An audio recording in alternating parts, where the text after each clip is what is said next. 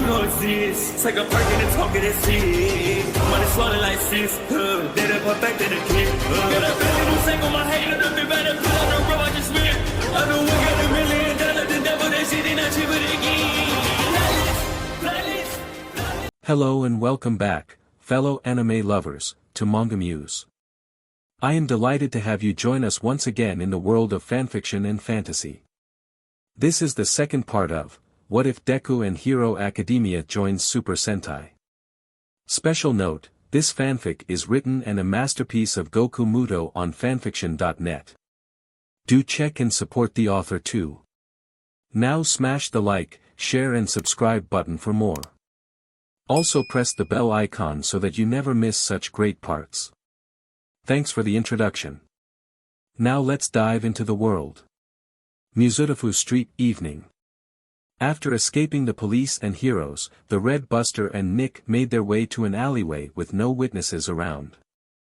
Okay, that seriously just happened? Ren asked, getting off Nick's motorcycle. Oh, it did, Nick said to him. And you were acting like a true Sentai. I'm proud of you, Ren. Ren couldn't help but feel good about himself as he not only stopped that villain but saved those people. I'm pretty sure everyone's going to be talking about this now and see you as a vigilante. Nick said to him. Let them talk, I don't care, Ren said. I did what I thought was right and saved some lives. Anyone who disagrees can go screw themselves. That's right, he was a Super Sentai now. And it's his duty now to protect the people of this planet. Ren was then cut off when something slammed into his side from behind, making him take a step forward. Looking down, the Sentai and his buddy Royd were surprised at what they saw on the floor. By Ren's feet was a little girl, no older than 5 years old. She had white hair, pale skin, red eyes, and a single horn growing out of her head. What was really surprising was what she was wearing. She had a white loose hospital gown that reached all the way to her feet. She also had thick bandages around her arms and feet, and she had no shoes on. This little girl's name was Eri. Alarm bells started to go off like crazy in Ren's head as he looked down at the girl, who looked at him with scared and despite eyes. Ren reached his hand down with a concerned look on his face. Are you all re-? Ren's hand froze when the girl flinched. Well, that's not a good sign. Nick thought in concern. There she is. A male voice said. The little girl froze as Ren and Nick looked up to see 4 adults in shady outfits exit the alley. One adult had long wild blonde hair that looked like a lion's mane and had a tail behind him. His face also had a giant maw with sharp teeth showing. Another had a long tongue nearly reaching the floor and had warts all over his face. The third one had a giant eye for a head but looked like he had a little mouth under it. The final person was the most normal looking with orange hair and a leather jacket that exposed his arms. Ren hardened his eyes behind his helmet as he gently grabbed the girl, ignoring her flinch, and pushed her behind him. Who are you for? The Buster demanded in a serious tone. The 4 suspicious-looking men gave the Red Buster a surprised look before they all narrowed their eyes.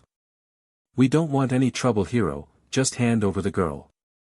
The Lion Man said, catching Ren off guard before he realized what he meant. Hate to break the news to you, cat face, but I'm not a hero. I'm some kind of up-and-coming vigilante. Ren said before repeating his question. And where are you taking her? Long Tongue growled and glared at the Go Buster. We're taking her to where she belongs, now hand her over or you will be sorry. He said as the 4 men let their quirks flare but didn't attack. That was a big mistake. Even if he is outnumbered, a Super Sentai is used to fighting a long number of enemies. Ren instantly slowly got into a fighting stance. Little girl, the girl behind Ren turned to him with a shaky look on her face. Get behind my bike. Eri quickly ran towards Nick and hid behind him. Before the villains could even react, Ren used his super speed to poke all 4 of the adult men in their eyes as they were blind. What? My eyes. I can't see. I'm going to blast this kid. Don't, you might hit the girl. Ren had already acted as soon as he threw his punches. The Red Buster immediately ran back to them at his normal speed. He bolted towards the figure and slammed his fist into the orange-haired man's jaw before he could even react, making him lose control of his quirk and turning it off. Ren then throws a sharp left hook into the orange-hair's liver, making him double over in pain. Finally, Ren shot his knee up into the villain's face and smashed it right into his nose, a satisfying crunch being heard. "What happens, where's the little PSS ant?" the lion man said as he was still blind. "Dayglow, give us some light now," one of the men said. Ren followed the closest man as the villain fell to the ground, unconscious. When Ren ran he felt the air shift as he felt something come on at him from the right. Ducking at the last second the Red Buster saw something pink and slimy fly over him. Acting Ren bolted forward in a blur and saw the side of the warts-covered villain. By the time the villain could react the Red Buster was already too close. "I see high dash," the villain didn't have to finish his sentence. Ren then threw a devastating uppercut to the villain's jaw, blood spilling out of his mouth as he bit his big tongue hard, making him scream in pain. Not giving time to recover, Ren slammed his left fist into the villain's temple, knocking him out instantly. "Toad, where are you? F this so-called hero is roasted." Ren went low as the big-eye villain blindly fired a red laser, not caring what he was shooting at. "Hey! Cut it out!" Nick told him as a laser almost hit him with Eri still hiding back him. Yet despite this Ren kept moving as he tapped his transpod. "Transport!" a voice from the transpod announced. "DMN it, stop firing blindly, you're going to hit the GI dash." The lion man was cut off when Ren popped in front of him with the Sogon blade materializing in his hand. "There you are, you little dash." The villain was again cut off, but this time when Ren slashes him in the chest. "Ahich!" the lion man roared in pain as he dropped to his knees. "Bad kitty!" Ren yelled in a cocky voice as he back-kicked the lion villain in the neck, making him fall back. "I got you now!" the large eye man yelled before he fired. Ren immediately hit a red laser with his Sogon blade to deflect the blast into the air. "Did I get him? Did I get the little F or dash?" the large eye man asked. The Cyclops was cut off when Ren rushed at him and slammed his fist right into his giant eye. The villain was blown off his feet and instantly knocked out before he hit the ground, a giant swirl in his eye. Once everyone was down, Ren sighed and looked around to see all the villains were knocked out, except for one. "Who are you?" the lion villain asked as he struggled to his feet. Ren was quiet for a moment as he thought of the perfect answer. "I am a super Sentai that shut down weak trash villains like you," Ren said in a dramatic deep voice as he posed in front of the villain. "I am the one that fights to protect the people of this planet from evil beings. I am, the Red Buster, leader of the Takumiai Sentai Go Busters." Ren yelled out his name as he posed again. "Seriously?" the villain said in utter confusion. "Super surprise kick!" the Red Buster shouted as he launched a high kick at the lion man. The villain growled as he brought out his claws. "Dumb move, taking me on in the open without your stupid queer dash." The lion man was cut off when Ren stopped the kick at the last second. And slashed his blade against the villain's cheek again. "Aha! You said you were throwing a surprise kick." The villain couldn't help but complain. "That's the surprise to the kick. And only a dumbass would fall for such an obvious trick." Ren shouted at the villain as he launched a high kick right into the villain's jaw, making his head WHP back and knocking him out. Ren sighed as the final villain was knocked out. Turning to the end of the alley, the teen saw the little girl stare at him with complete shock on his face as she hid behind Nick's motorcycle. As the teen started to make his way over, Eri hid behind his partner with a scared look on her face. But unknown to Ren, there was a fifth villain, who was hiding behind a trash can as he watched all of this with widened eyes. All of his allies were taken out easily by a single vigilante. "This is bad. I have to report to Overhaul about this. The fifth villain thought before sneaking away so they didn't notice him. Hey, it's okay, Ren said softly as he demorphed back to his regular clothes and gave her a soft smile. It's over now, you're safe. He said as he crouched down across from her. The girl hesitantly brought her head out from behind the bike and looked at Ren. Safe. Eri said hesitantly. Yeah, my partner speaks the truth. Nick said transforming back to his humanoid form. This made Eri back away in fear of the robot. Whoa, easy, he isn't going to hurt you. This is my partner. Ren said, trying to calm her down. Yeah, I'm as harmless as a puppy, Nick said in his defense, which made Eri calm down a bit. You're not going to hurt me? Eri hesitated to ask. Of course not. If anything, I want to be your friend. Nick said, which made her eyes widen. Really? Eri asked. Yup, like what Nick said, we aren't going to hurt you. Ren smiled and nodded his head. But I need to bring you somewhere safer, do you know where you live? A white room. Eri said to him. So many alarms went off in Ren's head from the girl's one answer. Yet despite everything the teen kept his smile on his face. Can I have your name please? Ren asked slowly. Eri. The girl said softly, bringing her head a little more out. Well Eri, I don't know why those men were after, but I'll keep you safe from now on, Ren said, surprising her. Do you mean it? Eri asked cutely with her bright red eyes. Of course, but I need you to trust me, Ren said, handing out his hand. Eri stared at the hand for a long minute, hesitation all over her face. Slowly the little girl brought her bandaged hand up and grabbed Ren's, making him grin. Then out of nowhere, Ren hugged her with everything he had, as this was Eri but first time felt a gentle touch. Eri then started to cry as she wrapped her arms around his waist and cried into his chest, not letting go of Ren for dear life in fear that this was all a dream. Then, Ren felt a gust of wind behind him which made him and Eri let go of each other. The three turned their heads around a bit and recognized the person in front of them. Not even an hour has passed and you already saved another life, even if you did break the law. The person said with a smile on his face. No way.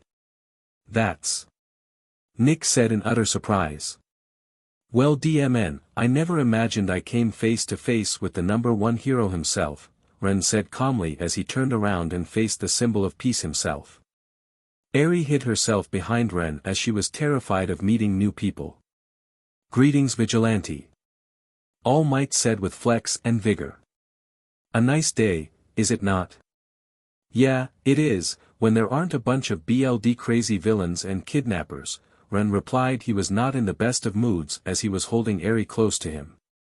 An awkward silence later fell over them, as All Might coughed. Look, if you are here to arrest me for breaking such a stupid law, I will fight back, Ren said in a dangerous tone as he prepared his morphin brace. No, I didn't come here to arrest you. I just want to talk. All Might finally said, dropping his hero's voice. Ren looked at him, a little confused but nodded. Okay, but before that. Ren said, pointing at the unconscious men. We might need to take care of them first because I got a feeling that they did something to this girl. Ren said as he showed him, Eri clinging on to him tightly. Sure thing. All Might said, pulling out his phone to make a call. I'll just make a quick call to my friend in the police force. Mizudofu Hospital, night. Okay, so you have major bruising all over your body, not to mention several broken bones. The doctor said to her. Hayami could only hang her head in shame as she heard the doctor list all the injuries that both she and Tatsuo got during that fight against Muscular. Honestly, it's a miracle that not one of you has internal bleeding. Forgive me if this sounds crude, but it's a good thing this villain enjoyed taking his time. Otherwise, both of them could have had fatal injuries. The doctor said. Wonderful. Tatsuo said as he lay on his hospital bed, covered in casts and bandages. The same goes for Hayami as well, only she was in a full body cast due to damage she received when Muscular tossed her like a ragdoll into a group of civilians. Honestly, this whole thing was a big mess from the start.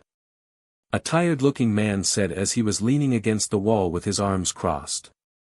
He is a slender and tall pale-skinned man with messy, shoulder-length black hair that partially hangs in front of his face and often half-opened black eyes.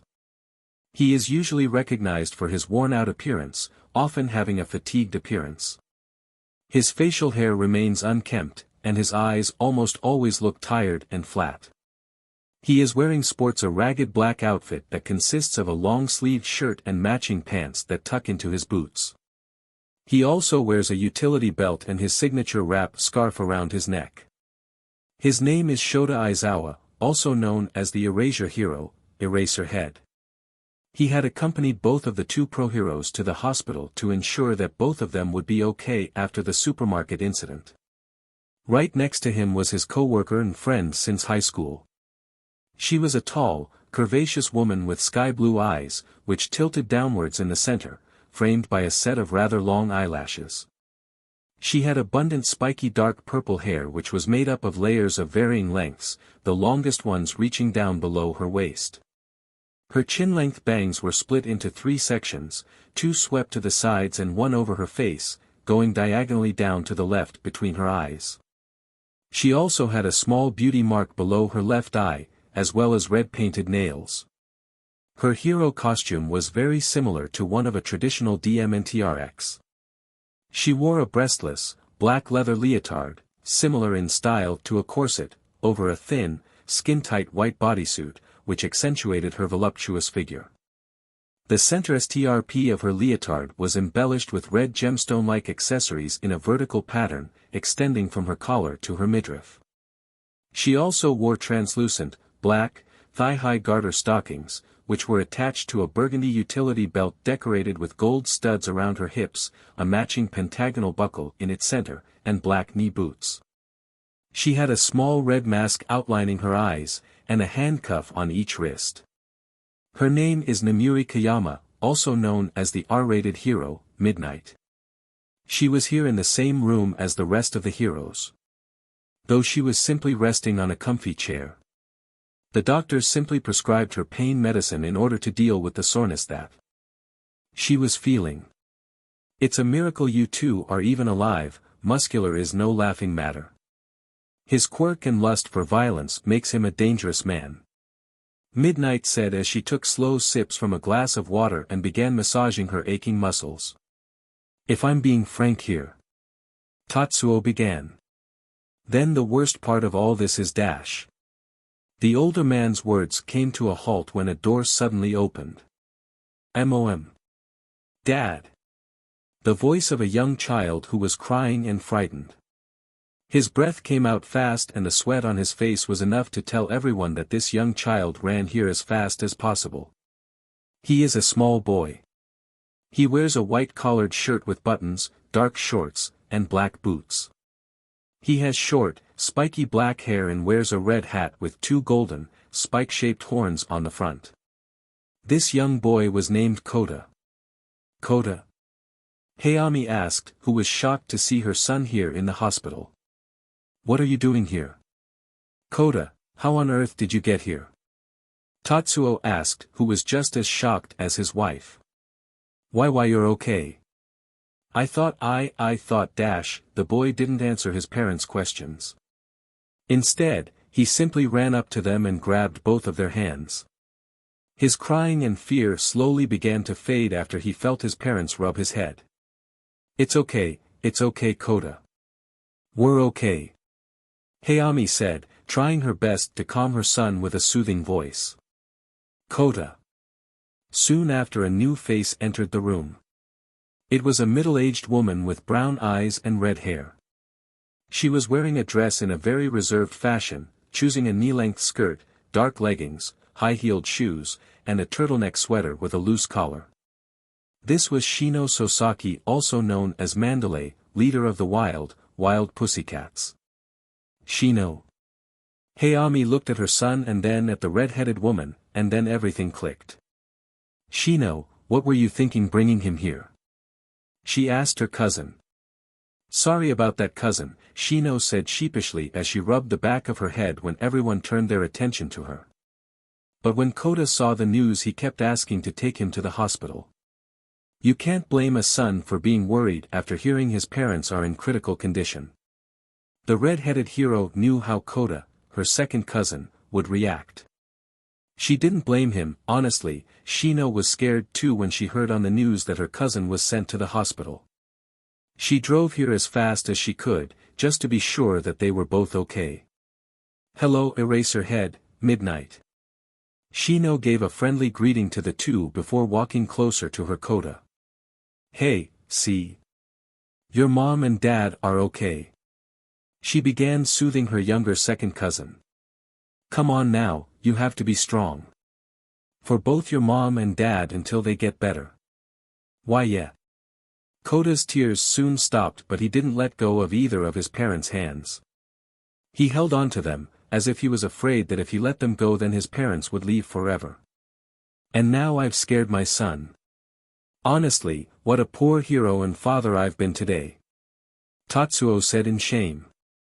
His wife was feeling no different, she too was embarrassed and ashamed over what happened. For what it's worth, officially. Aizawa began saying. The water hose heroes attempted to subdue Muscular and retreated due to injuries. Then other pro heroes showed up to finish the job. I've spoken with the chief of police, that is the official statement that the case will be getting. He explained to them. We don't want to mention anything about our vigilante friend who came over. Midnight said. That last thing we need tonight is dash. Eraser, Midnight, haven't you seen the news?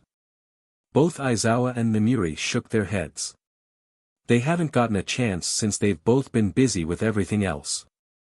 Shino didn't say anything, she simply got the remote turned on the TV, and then scrolled to the news. There was a female reporter in front of the bank that was now covered in police tape. While the official police statement has stated that the water hose heroes along with other pros were the ones who subdue the villain called Muscular, it appears that we are not getting the whole story. The female reporter said. Oh no. Aizawa said with widened eyes. According to eyewitness accounts and video recordings, it appears that the water hose heroes were in danger of losing their lives during the fight. And it wasn't any heroes who saved them or the civilians. Apparently, it was a new vigilante who goes by the name Red Buster. The female reporter said. A clip of Red Buster was shown with him appearing to save the water hoses on his motorcycle and fighting the villain along with the amazing speech he made. I refuse to let you hurt anyone else any further. You're a menace to this world, a complete monster without any conscience or empathy, and I refuse to let someone like you continue to hurt even more innocent people just for your own sick twisted pleasure. I'm not weak, because I stand against the abomination of all evil in this world. I am the defender of love, dreams, and peace. I am a Super Sentai. A group of heroes that dedicated themselves to protecting the happiness and smiles of the people in the world. I hold not only my own ideals and hopes but the hopes of everyone behind me. The innocent people of this city, their families, those two heroes, the people of the earth, and everyone else you've hurt in the past or are going to hurt in the future. The Red Buster said. The heroes in the room and Kota who heard this were completely stunned by what the vigilante just said. It was inspiring to hear something like this, even if it's from the mouth of a vigilante.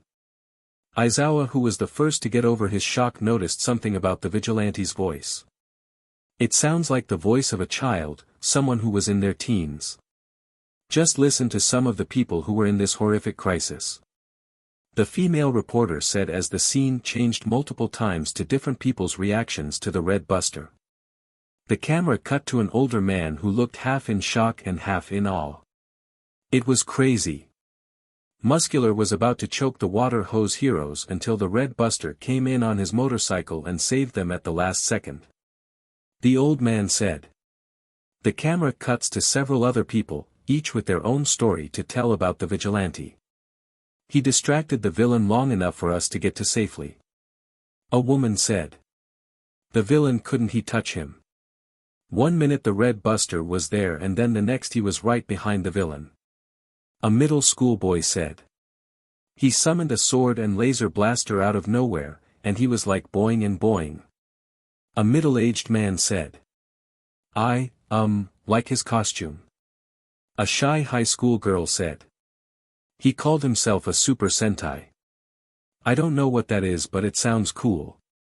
A pink-skinned girl with horns said. That speech the Red Buster gave was super manly. I never heard anyone give such a passionate speech before in my life. A boy with black hair and shaped teeth said. Who the hell does this vigilante loser think he is? He's just some stupid weak extra with a fancy butt suit. I can take him and that stupid villain any day of the week. An angry blonde-haired boy shouted. That vigilante shouldn't have interfered with the work of heroes. It was completely reckless and irresponsible for a non-licensed hero to do the work of heroes. A blue-haired boy with glasses said. The camera went back to the female reporter. As you can see, the Super Sentai vigilante played a larger role in the saving of the civilians during this dangerous attack. Pro-heroes and police arrived on the scene when the battle was over as the Red Buster fled the scene. What this means for water hose heroes has yet the woman's voice was cut off as Eraserhead turned off the TV in annoyance. Wonderful. The whole thing was being recorded. Aizawa said in complete frustration as he ran his hand over his face. So much passion. It was such a youthful display. I am absolutely lovely and adorable. It turned me on so much. Midnight yelled with a large flush across her face as she was inspired by the Red Buster. Not the time, woman. Aizawa yelled at her in frustration. While the government of Japan, the police force, and the pro-heroes all agree that vigilantism is a crime. Should a vigilante ever restrain a criminal, then the police force will do their best to give the credit to a licensed hero that might have shown up later on. The reason this was done was to dissuade any person from using their powers in public. In a world where nearly 2/3 of the population have abilities, rules must be taken so things don't go out of control. That includes removing the credit of vigilant acts out of concern that other people might be inspired and try to take the law into their own hands. Honestly, this is all my fault, Tatsuo said in shame. I failed to stop the criminal and put my wife in danger. Now a vigilante is taking the credit. He looked to his wife, and the cast that she was in. It pained him to see the love of his life like that. Do not put this all on yourself, Tatsuo, Hayami said to her husband. We were simply not prepared for this. Our quirks were not suited to stop a villain such as this. Though I must say, to be saved by a vigilante half our age is quite the blow to our pride.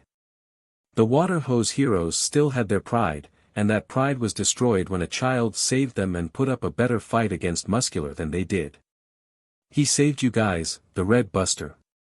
Shino asked, who was curious about this new vigilante who saved her family.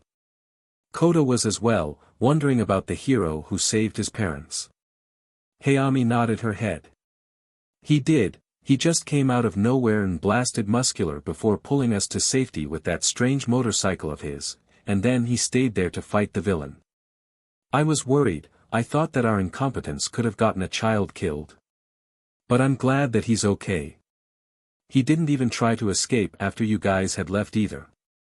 He stood his ground against the villain and won. Shino said, remembering the fight. Yeah. Tatsuo said to his cousin-in-law. As that motorcycle of his pulled me and my wife out, we saw him staying behind to try and take him down. A child was risking his life against someone like Muscular just to save us and win. I'm just glad he is okay as well.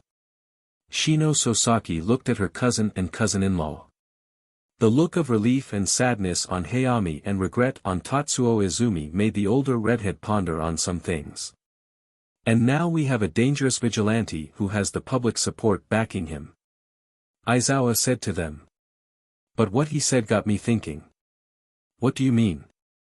Midnight asked in curiosity. When he made that speech to the villain, he called himself a Super Sentai. He said that they were a group of heroes who fought to protect the planet. But I never once heard of a group of heroes like that. Aizawa explains. His question drew odd looks from everyone in the room, except Kota, who didn't really understand what was going on. Neither have I, Shino said with her hand on her chin. Super Sentai.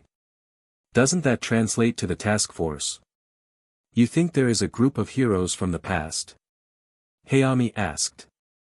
When we read Buster said he was the leader of the Takumiai Sentai Go Busters, Tatsuo said. Go Busters? Midnight asked in curiosity. Who knows, but either way we need to find this Red Buster and capture him before he hurts himself or someone else, Aizawa said. Most of the people in the room didn't like the idea of arresting the Red Buster because the kid did save their lives, but they were heroes and had to follow the law. Shai Hasaikai resident underground, night. In a remote area, one man was on his hands and knees, as he was sweating nervously in fear with the figures in front of him. He is a pale man of narrow build with short, shaggy auburn hair, parted to the right. His eyes are thin, their iris is small and gold, with rather long lower eyelashes and small eyebrows. He wears a black dress shirt with matching dress pants, a pale gray tie around his neck, and a belt with a long, thin buckle around his waist, with 3 beaded lobe piercings in his left ear. Over this, he wears a dark olive green bomber jacket, its collar lined with thick purple fur and white lace-up sneakers, their soles tan-colored, with no socks on his feet. His most noticeable features are the white surgical gloves he wears on his hands and the magenta plague mask he wears over his mouth, which is tipped and embroidered with gold. His name was Kai Chisaki, also known as the villain, Overhaul. Behind him were various other people in their own costumes. A slim man with short, light-colored hair that he wears parted with bangs hanging down his forehead. He wears a black cape and a pair of baggy 3/4 pants, as well as a black bowler hat and pale sneakers. He sports a black plague mask. This maid was named Shin Nemoto. A short man who is usually seen inside a black suit that he possesses with his quirk as a means to disguise himself. It appears to just be a small black cloak with short legs and arm-like protrusions and a white plague mask, that he wears as part of the Shai Hasaikai, sewn over where his face should be. This maid was named Joy Iranaka, also known as Mimic. A man who is wearing a plague mask, his being black with gold trim and also including circular glasses over his eyes. He can also be distinguished from them by the long white raincoat he wears, the hood kept permanently up. This maid was named Hari Kurono, also known as Chronostasis. How could you lose her? Chisaki asked in a calm voice but was releasing a large amount of killer intent that had the man pissing himself. It wasn't my fault, some vigilante took her. The underling cried in a desperate voice as he looked at the man in front of him. He had some super speed quirk, he single-handed took out the others in a matter of seconds and his name was Red Buster and Dash. You had one simple job, Chisaki said, cutting him off as he rubbed his face. Bring her from point A to point B, yet somehow you lost her to a no-name vigilante. He then took a deep breath and let it out slowly. I want you to find this Red Buster and bring him to me. With any luck he still has Eri. I'll do it. I'll find this guy and get the girl Dash, the man said as he stopped his sentence when he felt a hand on his head, making him go pale. I wasn't talking to you, Chisaki said in a cold tone. Eno, please don't. I'll do better. I swear. The man pleaded for his life. I don't forgive idiots that can't do their jobs. Chisaki snapped before activating his quirk. Please no for. Splat. The man who is begging for his life is disintegrated, as most of the room got colored by the man's BLD. His upper body is no more. Chisaki then turned to the other villains behind him as they weren't the less bit faded by what their boss just did. Find Eri, and bring this Red Buster to me. I'll show what happens to people who interfere with my plans. Chisaki ordered his men. Yes, Overhaul/right, boss/as you wish young mstr. They all said before leaving to find Eri and the Red Buster. Toshinori resident morning. 2 weeks later. Ren was sleeping on his bed with Eri sleeping right next to him. He woke up not too long and looked at the horn girl dressed in kid pajamas with her arms wrapped around him. He remembers taking the girl in a few weeks ago and learned she was 5 years old. Ren then caressed her hair with his right hand, thinking about the abuses this girl suffered not too long ago and the emotional trauma she has as for the past time Ren spent with Eri. She had been having nightmares about the incident she went through and Ren did his best to calm her down, which helped as Eri was emotionally attached to Ren as she would have panic attacks if he stayed away from him for too long. Over time the nightmares she's been having have lessened to a degree, as she started to smile a lot more with the time she spent with both Ren and Nick. It's really been 2 weeks since coming to this world. Ren thought in wonder before thinking back to his talk 2 weeks ago.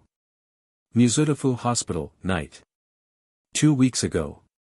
Once they arrived at the hospital, Eri was taken with some nurses but refused to leave Ren's arms for any reason. So the black-haired teen was dragged along for every checkup the doctors did, and what they found was not good. Eri was malnourished, had a weak immune system, and her arms and legs were covered in scars. Everything made Ren's heart ache for the poor little girl at the hell she obviously went through. By the end of the exams, Eri was sitting in a hospital bed with an 4-tube in her arm and Ren sitting next to her. Nick was standing next to the wall as he was watching over the two as best he could. "Are you not hungry?" Ren asked while Eri shook her head at the food. "I never had any of this before," Eri said. "Well, you're in for a surprise," Nick said to her. It was just a simple rice, meat, peas, milk, and an apple. Ren put a smile on his face as he grabbed the apple. "You need to start eating in order to get your strength back," he said as he pulled out a knife and cut the apple into 5 pieces. "And apples are real good," he said as he put the slices on her plate. Eri looked at the little red slices for a long moment before grabbing them in her small hands. She looked at the fruit for a moment before taking a tiny bite at the end. The little girl's eyes lit up like a star. "It's good," Eri said to him with wide eyes as she started to munch down on the apple slices. "Thank you, Red Buster. My real name is Ren, Eri. Don't call me Red Buster when I'm not in my suit, okay?" Ren said to her. "Okay, Ren," Eri said before happily eating another slice. Ren and Nick gave a small laugh as they watched the little girl eat the apples like a chipmunk. Suddenly the door opened to show All Might and another man they had never seen before, making the three turn to him. He is a tall man with short, black hair and somewhat rectangular black eyes. He's wearing a signature tan overcoat and matching hat, underneath which he wears a black suit, a green tie at his neck with matching slacks, and dress shoes. This man was named Naomasa Tsukachi, a detective of the Mizutofu police force. Young Amamiya and Nick, All Might said with a big smile on his face before he gestured to the man next to him. "This is Detective Naomasa Tsukachi from the Mizutofu police force and a very good friend of mine." Ren instantly recognized the man from the internet as he was known on the police force as True Man, with a quirk to tell when someone was lying or not. He knew he had to be careful with what he said or else the detective would figure out he was the Red Buster. The detective gave a small smile as he tipped his hat. "It's nice to meet you, Amamiya. All Might told me that you were the one to find young Eri."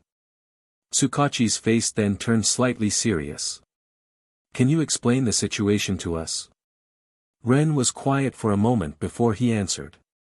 "I was riding down the street on my bike when Eri ran into me with 4 men chasing her. The girl was scared and quickly hid behind me while the men told me to hand her over. I asked where they were taking her and they said, where she belongs," he said with a grim look on his face before remembering something. "I didn't like what they were doing and I fought against all of them, in order to protect Eri." Now that caught the detective's attention. "You fought against all of them, by yourself?" Tsukachi asked as his quirk flared. "True." Ren nodded to the detective. Yeah, I've been doing martial arts for a few years now and used it on them. After defeating all of them, all might show up not too soon, which brings us here to now. He said. This was technically true, as back in his old life Ren did study martial arts in order to defend himself. Tsukachi smiled at Ren as his quirk flared again. True. It really was something to watch. Young Amamiya really did a number on those villains. All Might said as he put a hand on Ren's shoulder. You're still young though, we can't have villains targeting you now. It was nothing really, Ren said to the hero. Thank you for answering my questions. Tsukachi said with a smile before looking at the little girl, making her latch onto Ren in an instant.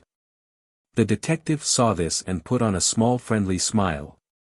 He walked up to the girl and crouched low. Hello Eri, I was hoping I could ask you some questions. Eri looked to the detective with a hesitant look on her face before she turned to Ren. The teen gave her a smile and nodded his head, so she turned to the detective and nodded her head. The questions did not go as everyone planned. Simple questions: where are you from, who are your parents, and what's your full name? However, for every question, Eri Earthier did have an answer. By the end of the questioning from both Eri and Ren, there was more question than before, and the little girl had fallen asleep on the hospital bed. The two adults and Ren all gather around the outside of the hospital room, with Nick staying inside the room to watch over Eri. There was a grim air as they looked at each other. Tsukachi, was she telling the truth? All Might asked in a low tone, hoping the little girl lying. The detective sighed and shook his head. Yes, everything she said was true, Tsukachi said. That seemed to bring an even grimmer air. No last name, no parent's name, and the only place she could remember was in a white room and a man with a beak mask. But, how can a child not know anything? All Might asked, looking a little shaken. Tsukachi's face hardened as he rubbed his chin in thought. It's possible she's been sheltered from the moment she was born. But why would a villain take a little girl for that long? Ren asked while rubbing his face. This was turning out to be way more complicated. Detective Tsukachi was quiet for a long moment before he answered. It's most likely her quirk, he said, grabbing everyone's attention. Children more often than not inherit the quirk of their parents, Earthier with it slightly changed or the exact same. It's possible a group of villains kidnapped her from a young age in order to use her quirk. All Might's face was shadowed at the grim conclusion, and Ren just felt sick to his stomach, as it was one of those classic villains attending power type of plot twist. What about those villains? If you question them, we might learn who is behind all of this. Ren suggested as he squeezed his hand, nearly causing it to bleed. That was exactly the same idea I had. I'll have to do that on my way back to the station. Tsukachi said before his phone rang. Excuse me for a moment. He pulled out his phone and answered it. Hello, this is Tsukachi, he said as he was listening to the person on the other end. I see. I'll handle it, he said before hanging up his call. I'm sorry, but something just came up and I have to go take care of it, Tsukachi said to them. It's fine, Tsukachi. It's part of the job after all. All Might said, laughing a little. Tsukachi put on his hat before saying. I'll be back to talk to you more about Eri's situation when I deal with this first. And Amamiya, please try to stay out of trouble. I'll try, but make no promises, Ren said with a grin. Tsukachi then walked away, leaving All Might and Ren alone before the Sentai turned to the number one hero. You didn't tell him who I was, did you? Ren asked in curiosity. No, I didn't, because like I said, I just wanted to talk to you about something important. All Might said to the teen. Ren noticed the seriousness in the pro's voice and decided to hear him out. Alright, but let's talk somewhere more private. Don't want anyone eavesdropping. Ren said. I agree. Let's head to the rooftop. No one should be up there at this hour. All Might suggests, with the two walking up to the roof. At the top of the roof of the hospital, All Might and Ren stood face to face with one another as the city night lights were shining in the direction of the moon shining in the sky. So what do you want to talk about? Ren asked the hero. I've heard from my fellow pro heroes about how you handled that villain muscular earlier. Nice work as expected from a hero. All Might gave Ren a thumbs up. I was just doing what I thought was right, and didn't want to see anyone die. Ren said to him. Although those two heroes did make the fight easier for me since the villain was already injured. All Might looked at him impressed and intrigued. Not only did Ren mention that the water hoses played a huge role in defeating the villain, but also the commitment in his voice as he knew that the kid was serious about his job.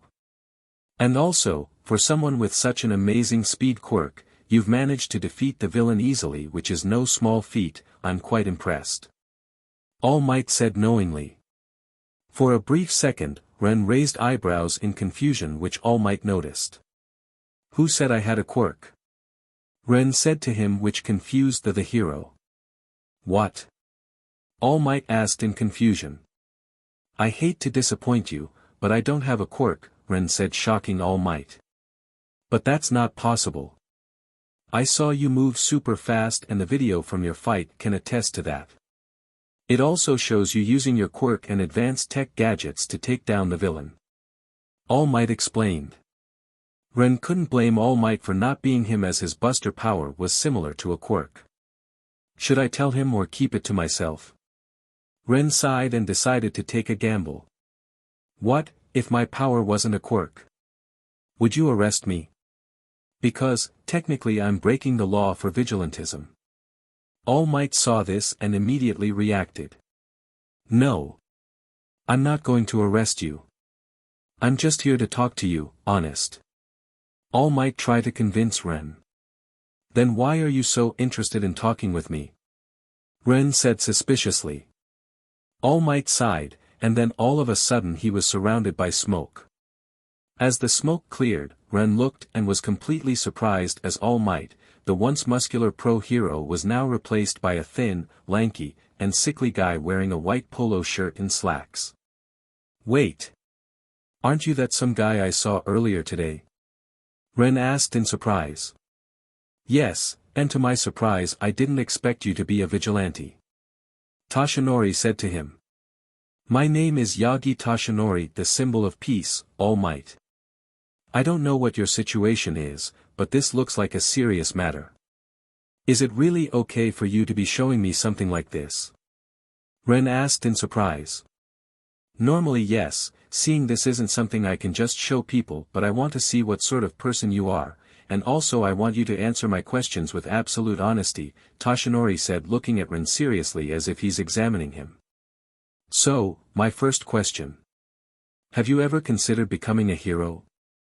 The question would not raise any questions in today's age, with heroism being the most sought-after career.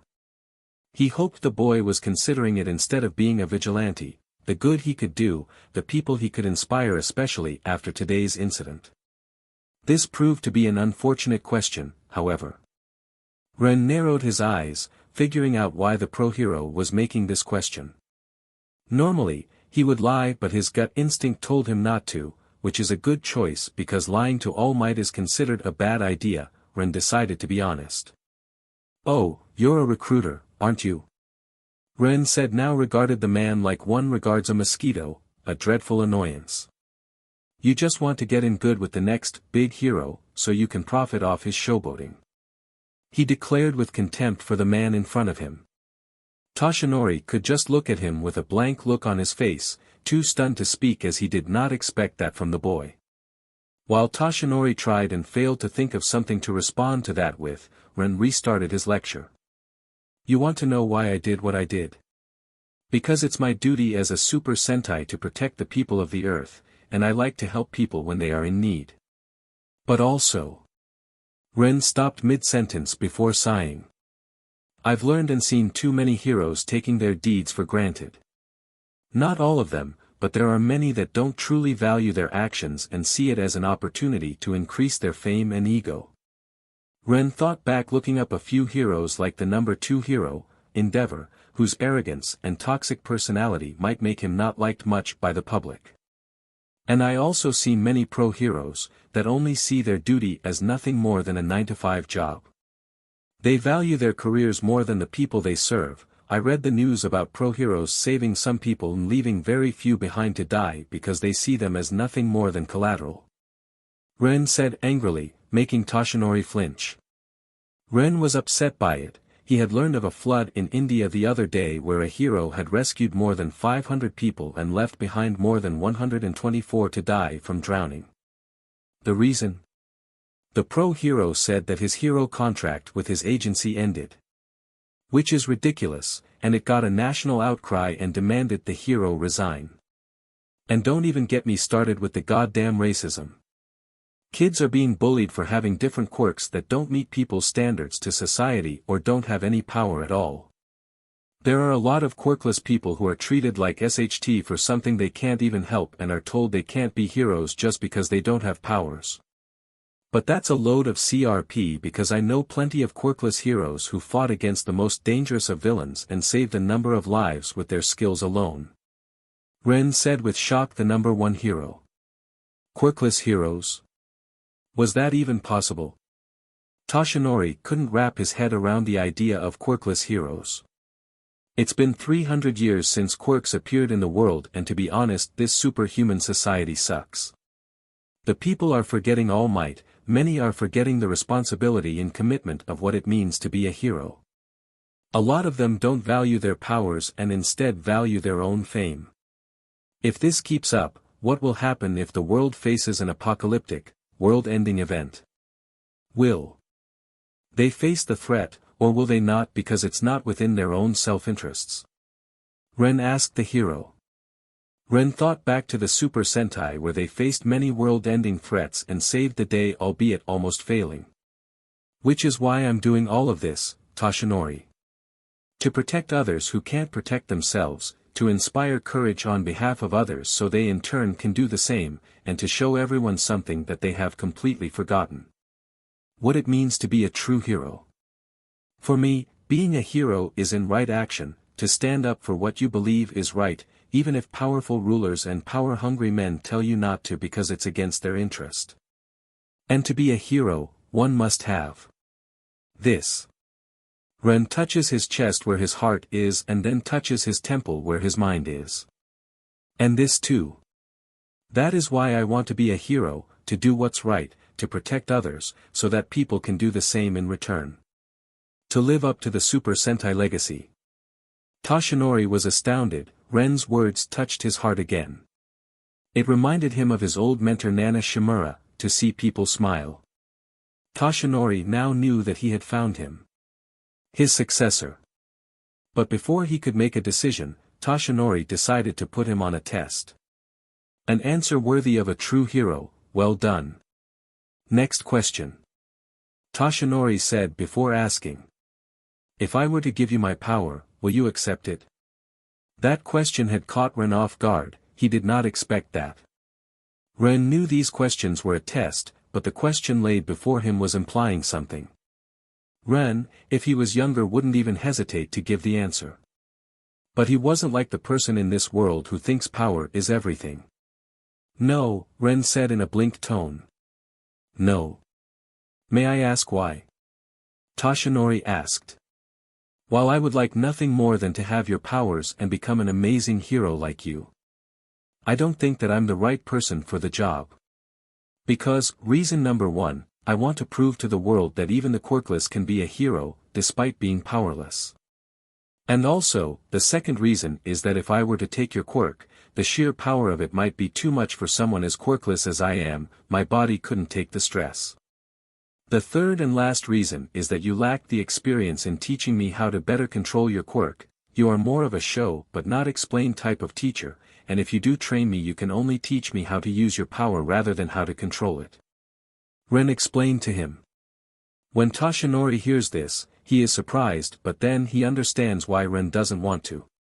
He wanted to make a statement, to prove to the world that being quirkless doesn't mean weakness, as long as one looks beyond the fame and recognition and understands what a hero is.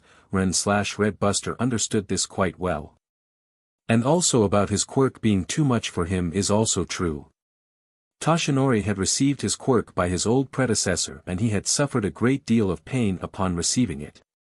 It also got a lot worse after his encounter with All for One, as he did something to his body that permanently damaged his organs and he was afraid that he might have a few years left. And lastly, Red Buster is right about him being more of a demonstrator than a teacher. He can teach Red Buster to use his powers, but he lacks more experience in teaching him how to utilize one for all to its fullest.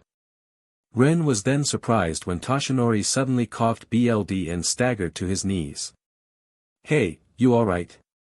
You're not sick or anything, are you?" Ren asked, kneeling down next to him. I'm fine, thank you for your concern." Cough. Toshinori said as he then managed to get up with Ren's help. "I knew this was some kind of secret, but what is up with you?" Ren asked the pro hero. Toshinori in response sighed to himself as he lifted his shirt up, which made Ren's eyes widen in pure shock at what he saw.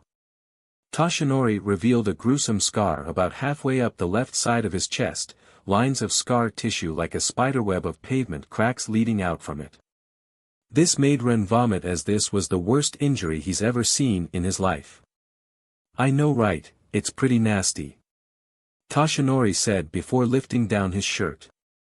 "I got this injury 5 years ago after fighting against a very powerful villain."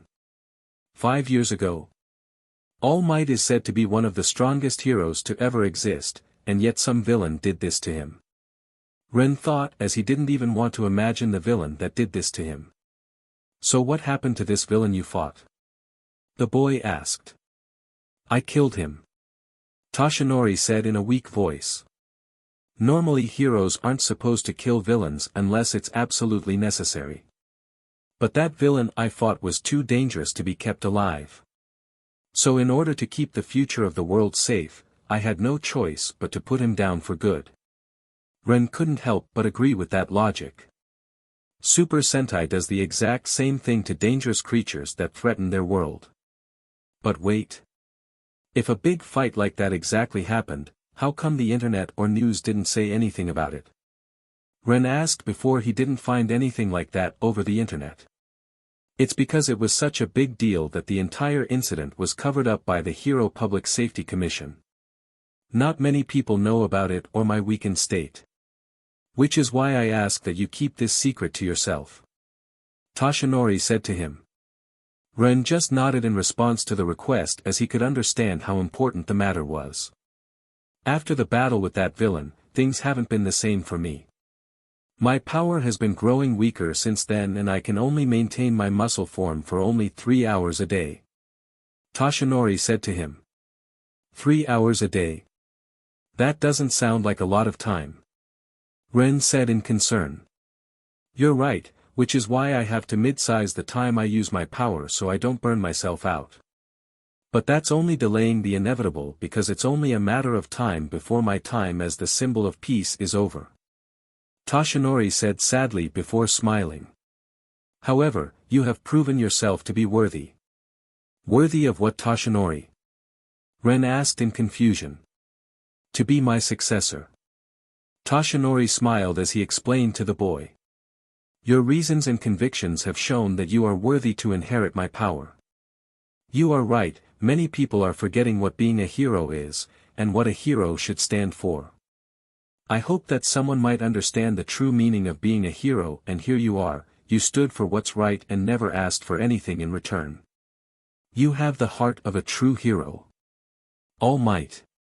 Ren was surprised and a bit flattered being praised. "However, I have to confess to you. It's about my power," Toshinori said, taking a deep breath before explaining. "You see, my quirk's a little bit special. People have always guessed that it's a natural super strength or a boost power type. I often play it off with a joke, because the symbol of peace has to be known as a natural-born hero. But my quirk has been passed down to me, like an Olympic torch. And now it may be your turn to inherit it. I have the ability to transfer power to someone else. That's the quirk I inherited, and its name is One for All," he told the Sentai.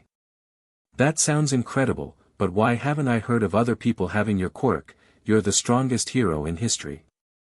Shouldn't there be a number of previous users too? Ren asked.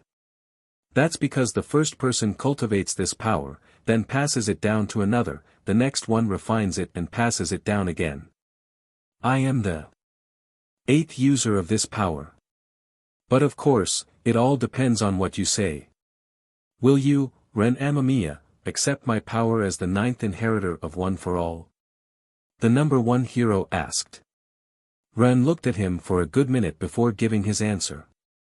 I appreciate that you want to make me your successor, Toshinori, but my answer still stands, I can't accept your offer. Because I want to prove to the world that heroes can be those without powers yet can do great things, I want to inspire those who can be heroes despite their lack of quirks. And I can't accept due to how that power might do to my body. Ren said to him. Toshinori sighed sadly but could understand Ren's reasons. However, someone needs to be the next symbol of peace. And you need a successor to continue One for All's legacy, but you need the right one. If you can't find the right person in time, then I'll accept it. Ren finished. Toshinori, who was disappointed, was then now glad that while Ren didn't accept the offer immediately, that doesn't mean he'll refuse it forever. Then, it's a deal. Toshinori smiled as he offered his hand. Ren smiled and offered him and shook it. So, I have been meaning to ask, but what is this Super Sentai you keep on mentioning? Toshinori asked as he let go of his hand. Ren now knew this man was trustworthy enough, so he decided to trust him and tell them about his situation. Very well, you see. However, as Ren is about to tell him about the Super Sentai, time suddenly slows down and grinds to a halt, everything is at a standstill, except for him and Toshinori. What? An alarmed Toshinori transformed to his muscle form. Who's there? Show yourself, villain. Relax, Toshinori Yagi, I'm not here to fight you. Then in thin air, an old man with a beard, wearing a black kimono appeared suddenly beside them. It's you, Ren said with a bit of surprise. All Might reacted immediately and faced the old man in a fighting stance. Who are you? All Might looked at the strange elderly man seriously, readying his quirk. I said I'm not going to fight you, relax. The old man said, exasperated. Ren then immediately got in front of the hero to stop him with his hands up. Calm down, Toshinori. It's cool, I know this guy. Ren said to him. You do? All Might said in shunned. Yes, indeed. As to who I am, you can call me the Judgment God, or as many people call me, God. But you can call me Zero. All Might, who was greeted by a string of surprises today, this was the kicker. The Judgment God. A god that judges people, and talking to him made him nearly faint. Not even a full day in this world and you already made a name for yourself. You really are something special, Ren. Zero said to the boy with a smile. I just did what I could, Ren said, rubbing his neck. As to why I'm here, is because I want to tell you this boy is special, he has the potential to change this world, and he can lead this world's heroes to a great future as he had done in just a few hours since coming to this world. Zero said while pointing at Ren. All Might nodded absently, but then he noticed something. Wait, what do you mean by coming to this world? Zero, explaining this will take too long. Just show Toshinori about my previous life, along with why I'm here and everything about the Super Sentai. Ren suggested. Sighing at the suggestion, the Judgment God approached him. I guess I'll have to show you then, this boy's life and the Super Sentai. Once you do, you'll understand why. The god then touched All Might's forehead. Wadash. Then memories started flooding into All Might's head. The memories of Ren Amamiya. He lost his parents at the age of 5. His time living in an orphanage and started to live on his own when he came to age. The day he died to save a little girl from being hit by a car. His visit to the Judgment Room and how he chose to come to this universe to start a new team of Super Sentai. All 48 of the Super Sentai teams, and every evil being and creature they fought in order to protect the Earth. All of Ren Amamiya's memories and that of the Super Sentais are now shown to All Might like a show, each memory is like an episode. After a while, Zero had let go of All Might's head. Now you understand, this boy has the potential to change the world. His resolve, his will, and his commitment will inspire not just the heroes, but humanity as well. I showed you this because I want you to support him every step of the way and to help him create a new team of Go-Busters. But also, you must guide him as his moral compass, because while he may have the powers of a Sentai, he's still young and inexperienced when it comes to being a hero, and needed someone who can be his guide. Which is why I chose you. Will you accept this task I give you, All Might? Zero asks the number one hero to support the boy. All Might was silent as he watched those memories of Ren and the Super Sentais, seeing each memory and moment. He was silent, but his eyes were flowing with tears. What a great person you are, young Amamiya. All Might whispered. And if you become a hero, you'll become far greater than I will ever be, Ren Amamiya. All Might then got on his knees and wept, not tears of sadness but of joy. Ren just looked at Hero in slight embarrassment as he didn't know how to answer him. Seeing the Super Sentai's heroic actions, their inspiration, their struggles, their losses, and their camaraderie and conviction. All Might felt his actions were small compared to all the members of the Super Sentai. They saved the world a dozen times with the help of their fellow Sentai members, fought villains and monsters that were impossible to defeat, showed excellent teamwork, and the unwillingness to give up, and the numerous self-sacrifices they had made just to protect the Earth from being destroyed. What makes it even more impressive is that all the Super Sentai teams were just quirkless humans who used strange devices that helped them fight to keep the people of their world safe. Now, Ren, who sacrificed his own life for another, has chosen to use their power to make a new team of Super Sentai to protect this world from evil. Which made him more and more worthy to be given the power of One for All. No, rather he's the only one worthy of One for All. There have been many a hero as great as All Might, and are potential candidates, but Ren Amamiya is perhaps the only true successor. Wiping his tears, he coughed and responded.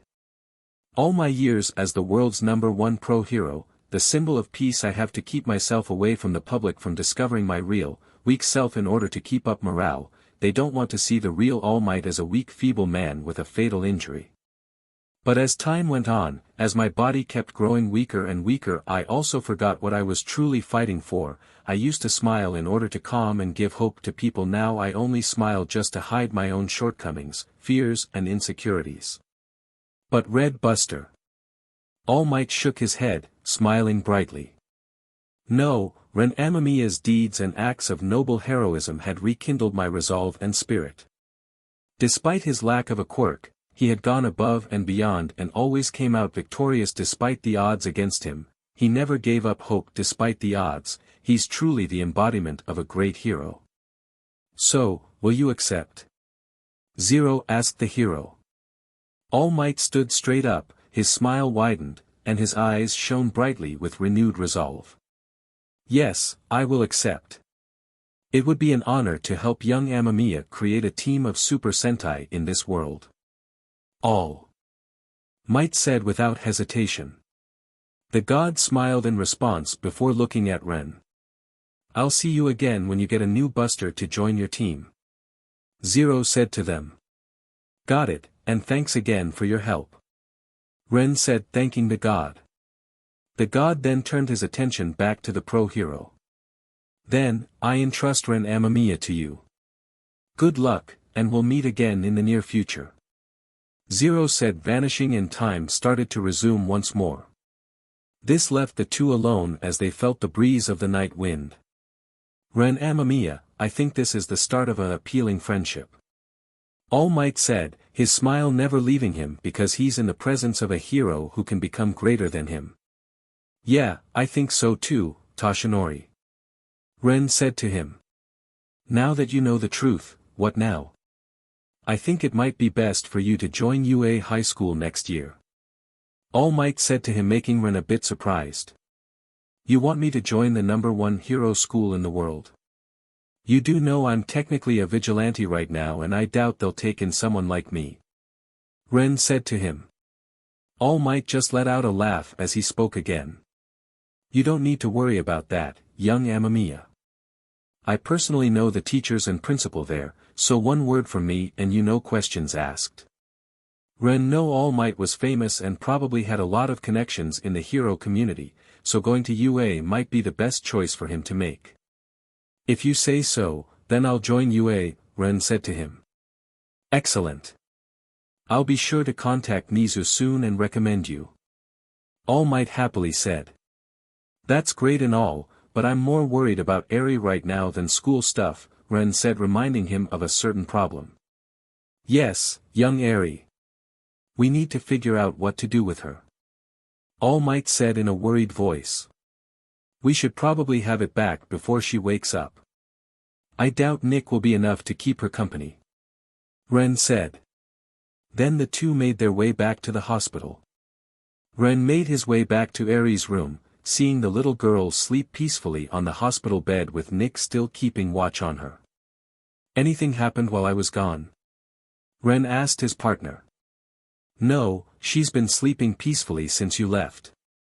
I don't think she's had a decent night's sleep in a while. Nick said to him. So what did you guys talk about? I'll fill you in later, right now I just want to be with Eri. Ren said, sitting down next to her bed. The way she questioned the detective, I wondered what kind of monsters would do this to a little girl. Nick asked in curiosity. The type that needs a serious butt-kicking, Nick, Ren said in frustration as he balled up his fist. We're going to have to do everything in our power to keep her safe. Right. I won't let anyone lay a finger on this girl again. Nick said as he wanted to protect the girl too. Ren let a smile cross as he gently grabbed her shoulder. Eri, wake up. He said softly. The little girl's eyes fluttered open as she rubbed her eye. Ren? Eri asked in a cute voice as she sat up. Yeah, it's me. Ren said with a smile. Did you have a good nap? He asked. Eri was quiet before she nodded softly with a tiny smile before grabbing Ren's hand. Ren smiled and picked the little girl up into his lap as he was holding her gently in his arms, which made her happy. Suddenly the door opened to show All Might walking in. Young Amamiya, All Might said with a big smile on his face. May I speak to you for a moment? Ren nodded before turning to Eri, who looked worried. I'm going to be out for a second, but I promise I'll come back as soon as I can. Nick here will keep you company, okay? He said, getting a small nod from Eri as he placed her back on the bed. You can count on me. Nick said to him. Walking out of the room, Ren closed the door and turned to All Might. The pro-hero looked around for a second before sighing. How's Eri doing? All Might asked in a worried tone. Ren sighed and rubbed his face. It's not good, but it could have been a lot worse. He said before looking to the hero. Have you heard back from Detective Tsukachi? All Might nodded to the teen. I have. We ran Eri's picture for any missing children with that name or description, and we found nothing. Whoever took her while she was very young. The hero said in a grim tone. Ren squeezed his hand and took a deep breath. Are there any leads? What about the villain I beat? They're not talking. All Might sighed.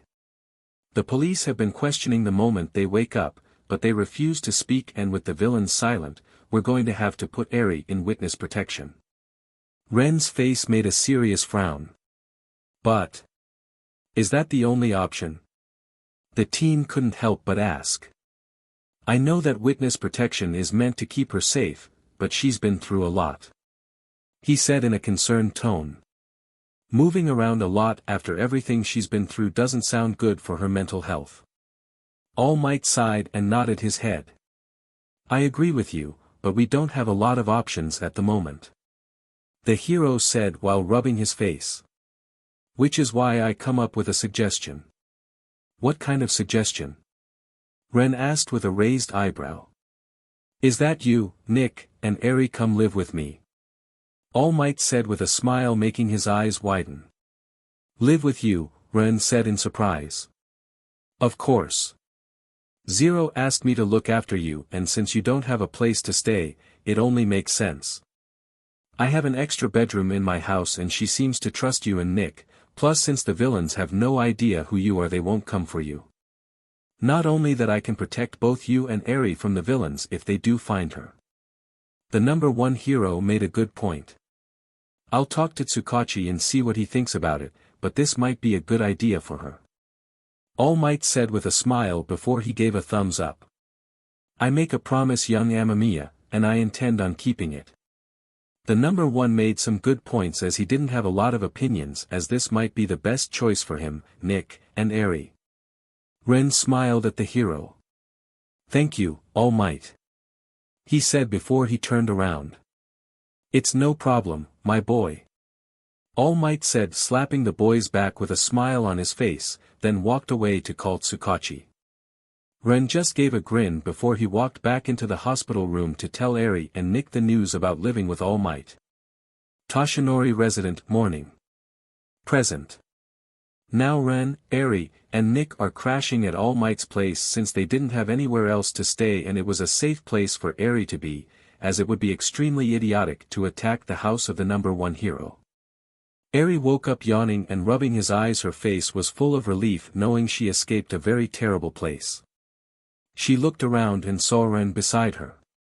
She was embarrassed but quickly smiled. This person saved her life, Ren is her hero and she was happy now. Morning, Oniai-chan. Eri said with happiness. Ren was embarrassed by the Oniai-chan, he was flustered no one called him Oniai-chan ever, since he was an only child. Ah, Eri just call me Ren, Ren said in slight embarrassment. Eri took a while to think but she had this cute face when an idea popped into her head, Ren Oniai-chan. She shouted. Again, Ren was flustered with the cutest but this was too much. He glanced at Eri's smiling face and he lost all his will to resist such a cute kid. Ren patted Eri's head. Okay, you can just call me whatever you want. Ren sighed in defeat. Yes, Ren Oniai-chan. Eri said happily before hugging him. Eri got attached to Ren as Eri viewed him as a hero who saved her from those villains and a big brother. Ren got up from his bed and turned to Eri. Ready for today? She gave him a nod. Yes, Ren Oniai-chan. Eri said. A few minutes later, Ren was dressed in his usual clothes while Eri had on new ones that Ren bought for her with the money Zero gave him. Whoa, it's pretty. Eri was excited after wearing her new clothes. It is a blue dress with floral patterns around it. Also, a hat to hide her horn. Overall she looks cute in it. Eri also wore thick gloves over her hands. She asked for them when she said she had trouble controlling her quirk sometimes. When asked about her quirk she got very defensive and looked ashamed at the same time, so Ren did ask about it. Glad you like it so much, Ren said with a smile. Hey, Eri, are you hungry? Ren asked. Eri glanced at Ren, she knew Ren could say no to her and bought her many things and felt bad. No, I am not.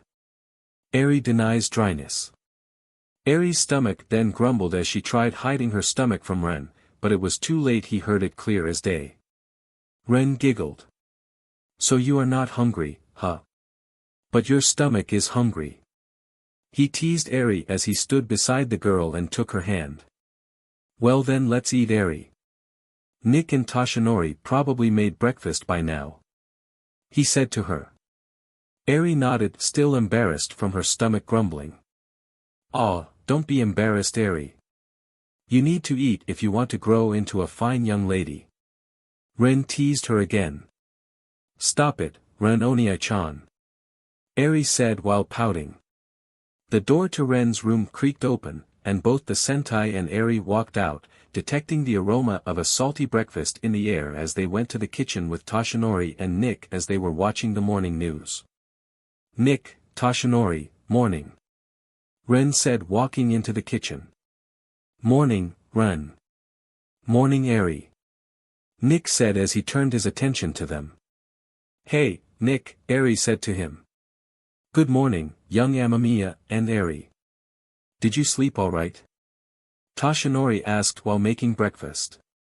More or less, Ren said with a nod. Eri nodded to the man too. Would you both like me to make you some eggs? Toshinori asked. Sure, if it's not a problem. Ren said before smiling. Except Eri, since she's the most hungry. Ren Onie-chan, you meanie. Eri said while pounding her fist on his legs cutely as the three were laughing at the sight. Ren Onie-chan? Nick asked with a chuckle. Don't ask, Ren replied. The number one hero grabbed 2 more eggs from the fridge and began cooking breakfast for the kids. While he was doing this, Ren decided to get himself a glass of milk for himself and Eri, as he sat at the kitchen counter with Eri and Nick while he waited for All Might to finish cooking breakfast. After a few minutes, the number one hero grabbed 3 plates and utensils to serve the eggs for himself and the house guests. Thank you very much. Both Ren and Eri said to the hero. The hero nodded, and the 3 began to eat their breakfast. The Sentai grabbed the salt shaker and lightly spread some salt over his eggs. While they were eating, Ren recalled events of everything that happened these past 2 weeks. Hey All Might, isn't this the day you said you were going to talk to Nizu? Nick asked the hero. Correct, Nick, Toshinori said to the robot. Since the school year has already started, young Amamiya will have to wait another year for him to take the entrance exam. Speak of the exam, I'll have to train for it. Not to mention if you don't find another person worthy of your quirk in time then I'll have to take it. So have anything in mind for me? Ren asked. Well yes, in order to properly wield my quirk, the user's body must be extremely tough and durable, or else the strain of one for all will be too much to bear. I plan on training you to increase your physical strength enough so when the time comes, you will be able to take my quirk without difficulty. Toshinori explained. Physical training. Ren said the first thing that came to his mind was how anime protagonists would do the same thing. Even after learning some martial arts and getting his buster power, his physical strength was still rather weak in comparison to All Might's. Toshinori, I have a question about your quirk. He said, making the hero tilt his head. Well, depending on what it is I'll answer. The hero said while taking a sip of his drink. Ren just waved him off. Don't worry, it's nothing big. I was just wondering how would you tell if I was physically fit enough to take one for all. That made the hero smile before buffing up in his muscle form. That's easy, I would have had you follow my plan aim to pass. American Dream Plan. All Might said with pride as he pulled out a buttload of paper. It would have been a hellish training that would have taken for the next year to turn your body into the perfect vessel. So that what you were doing for the past 2 days in your room? Nick said as Toshinori spent 2 straight days in his room working on something. Yes, Nick. This was the perfect way to help train young Amamiya for my quirk and the exam. All Might said to him. Well, whatever works for me, if it helps me get stronger to protect the people of this world. Ren said eating his food. All Might smiled at the boy's foresight. Whatever choice he makes he will respect his decision. Ren Onie-chan. Eri said getting his attention. Yes, Eri, Ren said. You on the TV again, Eri said pointing at the TV with excitement. This made the others turn to the TV which had news coverage on the red buster. All Might, can you turn it up? Ren asked. No problem. All Might used the remote to increase the volume. In other news, the Super Sentai Vigilante Red Buster has been spotted again. The female newsreader announces that this seems to be enough to get Ren, Toshinori, and Nick full attention on the television. For the past 2 weeks since the muscular incident, the mysterious vigilante has been seen multiple times in cities all over Tokyo, rescuing several civilians and stopping several dangerous villains, and show no signs of slowing down. Several footage of the Red Butser were shown of him rescuing people from a burning building, hostage situations, accidents, and fighting against the most dangerous criminals all over Japan. Ren-Onia-chan, you're so cool. Eri said with stars in her eyes. Eri because a huge fan of the Super Sentai with all the stories Ren told her about them. I see you've been retarded busy these past few weeks. All Might said with a teasing grin. Not my fault there's a bunch of idiots who abuse their powers, Ren said shunning his shoulders. Yeah, how come there is always a crime when heroes are around? Nick asked a good question. I have been asking myself that someone question for years now. All Might said shaking his head. However, when pro-heroes arrived on the scene to apprehend the vigilante, he resisted and confronted them or fled the scene.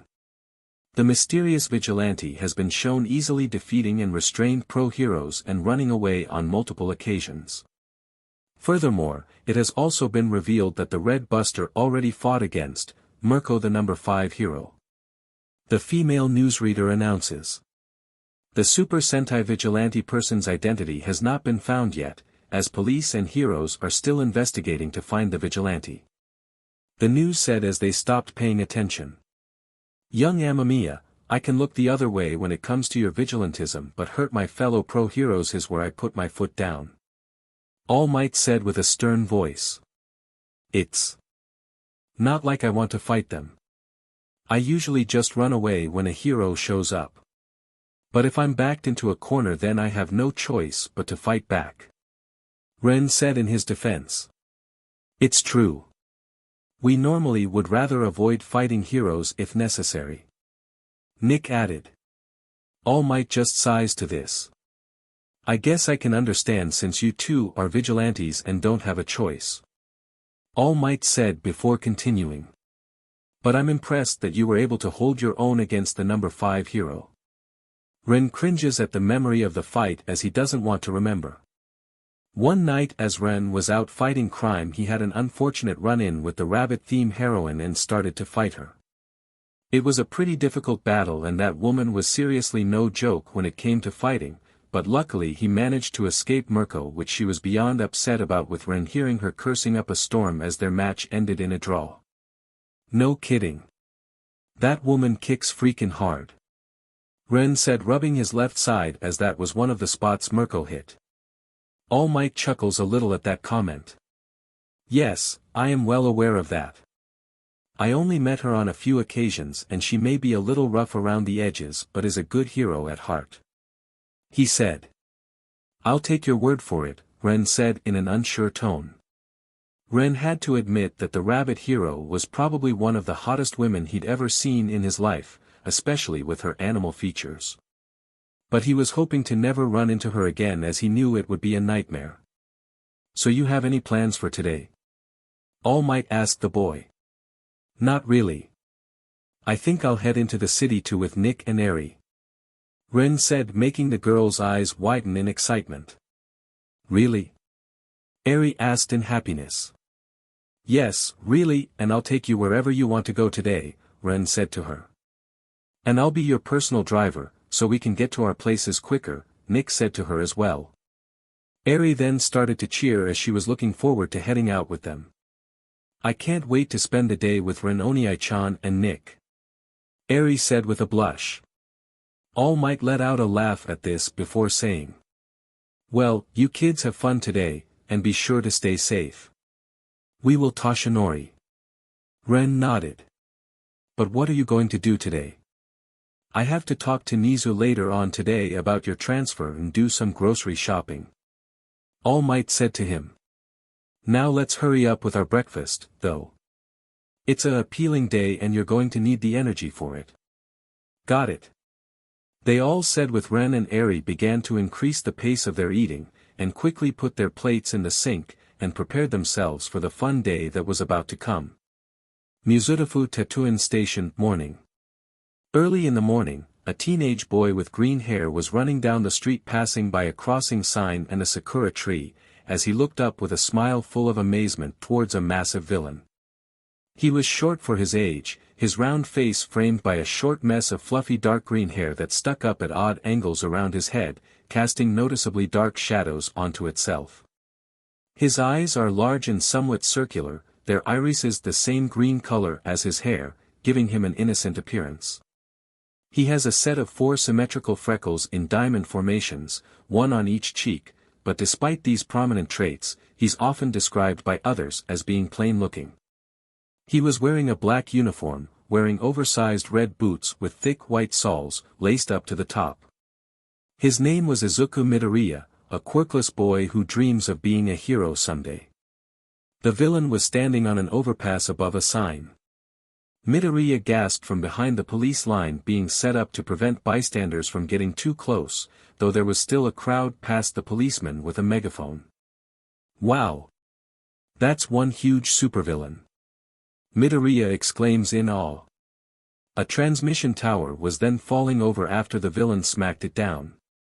Just as it was about to slam into the ground, Death Arms ran in just in time to catch it before it could cause any potential harm.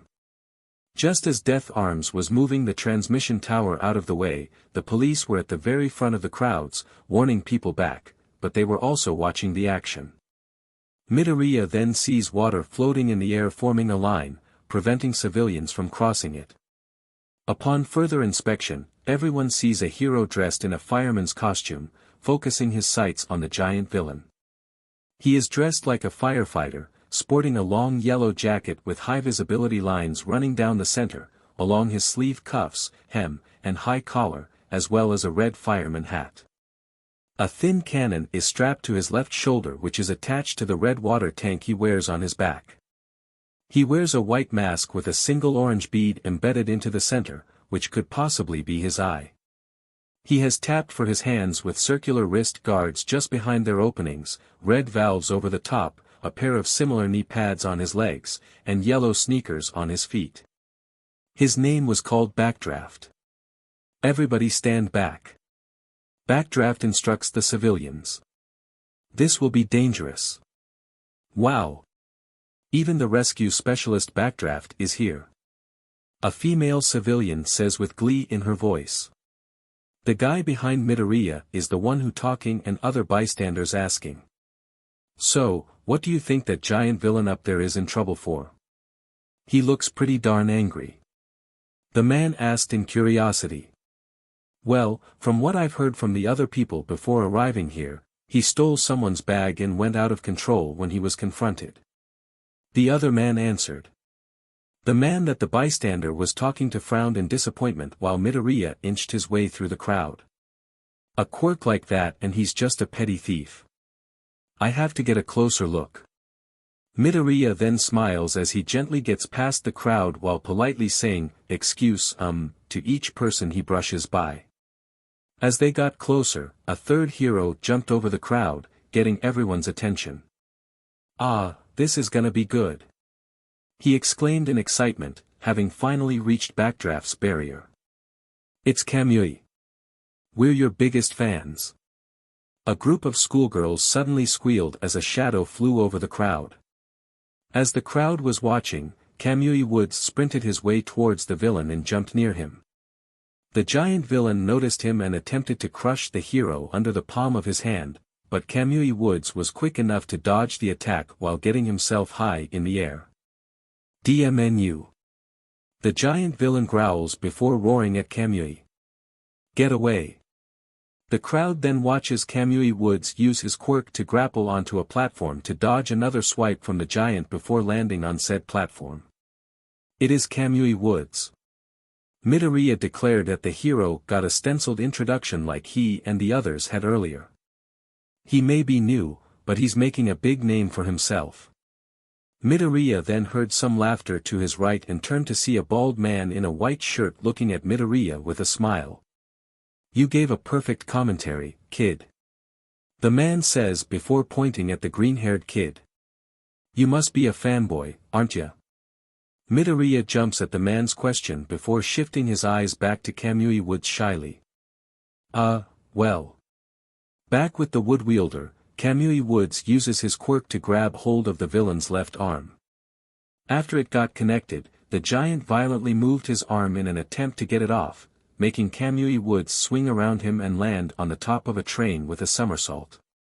As soon as the wood hero balances himself, he glares at the giant villain. Illegal use of your powers during rush hour, and robbery resulting in bodily injury. Kamui Wood's voice becomes angrier as he continues.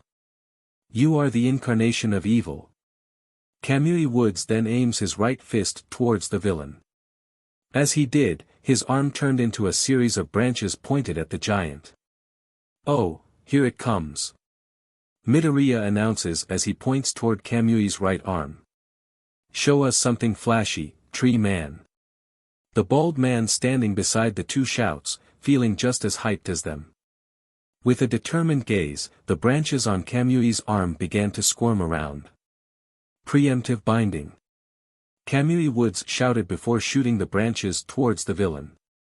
Lacquered chain prison. Canyon cannon. A female voice cried out as Kamui's attack was about to reach the villain. The fiend was suddenly kicked in the face by a newcomer heroine, catching everyone off guard. She is a voluptuous young woman who has purple eyes with white pupils, with elegantly long eyelashes. She has long, voluminous, creamy blonde hair reaching her waist, with two shorter strands curled to frame her face, parted slightly to her left. Her hero costume is composed of a purple and pale tan-colored skin-tight bodysuit, which is accented with orange stripes. The suit appears to have a pair of purple gloves with orange accents on the edge of the cuff. The design is similar to her boots, which are cut off at the thigh in a deep V shape. The suit also has three peculiar orange diamond-shaped dots on the purple top that are located under her chest, and she also wears a purple domino mask with horn-like protrusions on the sides. Her name is Utakiyama, also known as Mount Lady. After the villain fell down with a thud, the newcomer lands after Mount Lady kicks and wipes the sweat from her forehead. Midoriya and the bald man look shocked as well as the crowd. Kamui Wood stopping halfway through his attack and looks like he is sprouting a tree. Huh. Kamui Woods muttered out in confusion. As Mount Lady lands on the ground and Midoriya looks on in shock when suddenly a group of male photographers taking photos of the newcomer's backside with dark blushes on their cheeks. And because of how skin-tight the heroine's outfit is, it showed off all of her butts, which was something a few photographers were snapping pictures of the most with some BLD trickling down their noses. Phew. Today's the day of my debut. The blonde woman said before turning her head back towards the civilians with a sweet smile before backing up her rear with a wink. Hello everyone, my name is Empty Lady. It's a pleasure to meet you all. Because of her pose and the tenderness of her voice, it drew in more photographers to take even more pictures of the new heroine. And because of how captivating her beauty is, most of the men wouldn't stop staring at her. Even Kamui Woods was looking at her, but not for the same reasons as the other men. She's taking all the credit. Kamui Woods murmurs while twitching in agitation with the branches on his arms still there. The villain is now seen tied up by the police while Empty Lady, who returned back to her regular size, is being interviewed and waved her hand. She looks like she'll be popular, and it's an amazing quirk, but thinking about the damage to the city that'll go hand in hand with that, its use might be limited. No, but whether or not she can control the size. Midoriya jotted down something in his notebook while murmuring to himself about what he was writing in one of his heroic analysis books. Taking notes, kid? The bald man from earlier asks Midoriya, getting his attention. I assume you wanna be a hero yourself, huh? Midoriya froze when he heard him ask that question. He stuttered at first, but before he gave a big bright smile. Yes. More than anything. But to the green-haired kid's surprise, the bald man laughs kindly and gives him a thumbs up. That sounds exciting. I'll bet you can pull it off.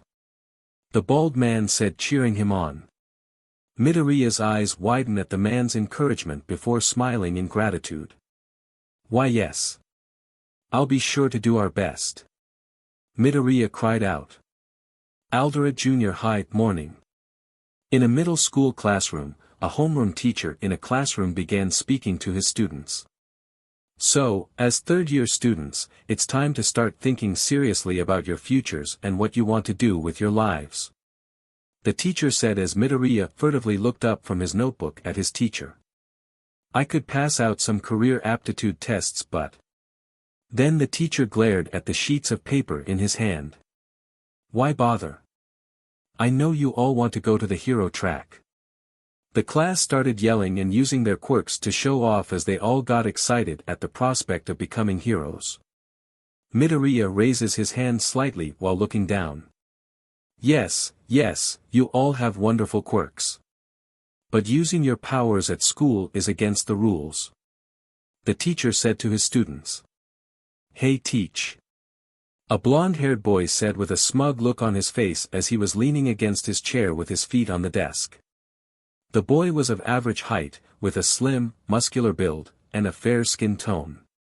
He has short, spiky, ash-blonde hair with choppy bangs that hang over his eyebrows. His eyes are sharp and bright red in color, his uniform is all black and buttoned up, and he's wearing a pair of brown shoes. His name was Katsuki Bakugou. Don't lump me in with the rest of these extras. I'm the only one here with a quirk good enough to be a hero. These guys will be lucky to end up as sidekicks to some busted D-lister. Bakugou said in a cocky tone. What? Hey. Who do you think you're talking to, huh? The other students around the classroom started yelling at Bakugou for his smart butt comment. You all should shut up like the extras you are. Bakugou arrogantly said to everyone. Oh yeah, Bakugou, you applied to UA High didn't you? The teacher asked as the other students gasped. UA? No way. They only have a 0.2% acceptance rate. The whole classroom quickly changed their tune from angry to astonished and amazed by Bakugou. That's exactly why it's the only place worthy of me. Bakugou crowded with a prideful look on his face as he stood atop his desk. I aced all the mock tests. I'm the only one at this school who stands a chance of getting in. I'll end up more popular than All Might himself, and be the richest hero of all time. He declared to the entire class. Oh yeah, Midoriya, don't you want to go to UA too? The teacher's words were casual, almost an afterthought, bringing up the one other student in class who aspired to enter the prestigious institution. Bakugou's form froze in complete shock, while Midoriya squeaked and looked very much like he wanted to disappear. The class broke into uproarious laughter while their teacher looked disinterested. Huh? Midoriya? No way. A student said. The guy's quirkless. One student laughed. You can't get into the hero course just by studying. Another student added. Midoriya suddenly stands shaking and looking scared. Well, actually they got rid of that rule. Midoriya tried to defend his position in a panic. I could be the first one. Deku, UFR. Bakugou roared, slamming his hand against Midoriya's desk and causing an explosion from his quirk. Midoriya was blown away, landing HRD on his rear end while the blonde raged. He then looks up fearfully. As Bakugou looks menacingly at him with his hand raised ready to blow again. You're below the rejects. You're quirkless. How can you even stand in the same ring as me? Bakugou shouted angrily at him. No, wait Kaken. It's not like I'm trying to compete with you or anything. Believe me. Midoriya said waving his hands in front of him and backing up until he was pressed against the wall. Midoriya then looks down before smiling weakly. It's just that it's been my goal ever since I was little. And well, I won't know unless I try. Bakugou just looked furious, as he put his hands out with both of them steaming as a smoke came out. What do you mean, unless you try? Bakugou snapped at Midoriya with him looking down sadly. What the hell can you do? You're quirkless. He said with the whole class laughing behind him. You'd never be able to hang with the best of the best. You'd die in the exams. Defenseless Deku, the quirkless failure. Bakugou mocked as Midoriya flinched inwards. This school's already crappy. You really wanna embarrass it more by failing so hard? Alright, settle down. Class is about to begin. The teacher stated that not caring about the class clearly discrimination against Midoriya. Bakugou only just snorted at this and got back in his seat. Midoriya just sighed to himself as he got ready to take notes on the day's lessons. Musudafu Street's Tetsuin shopping district, afternoon. In another part of the city, Toshinori was buying groceries for his new house guests.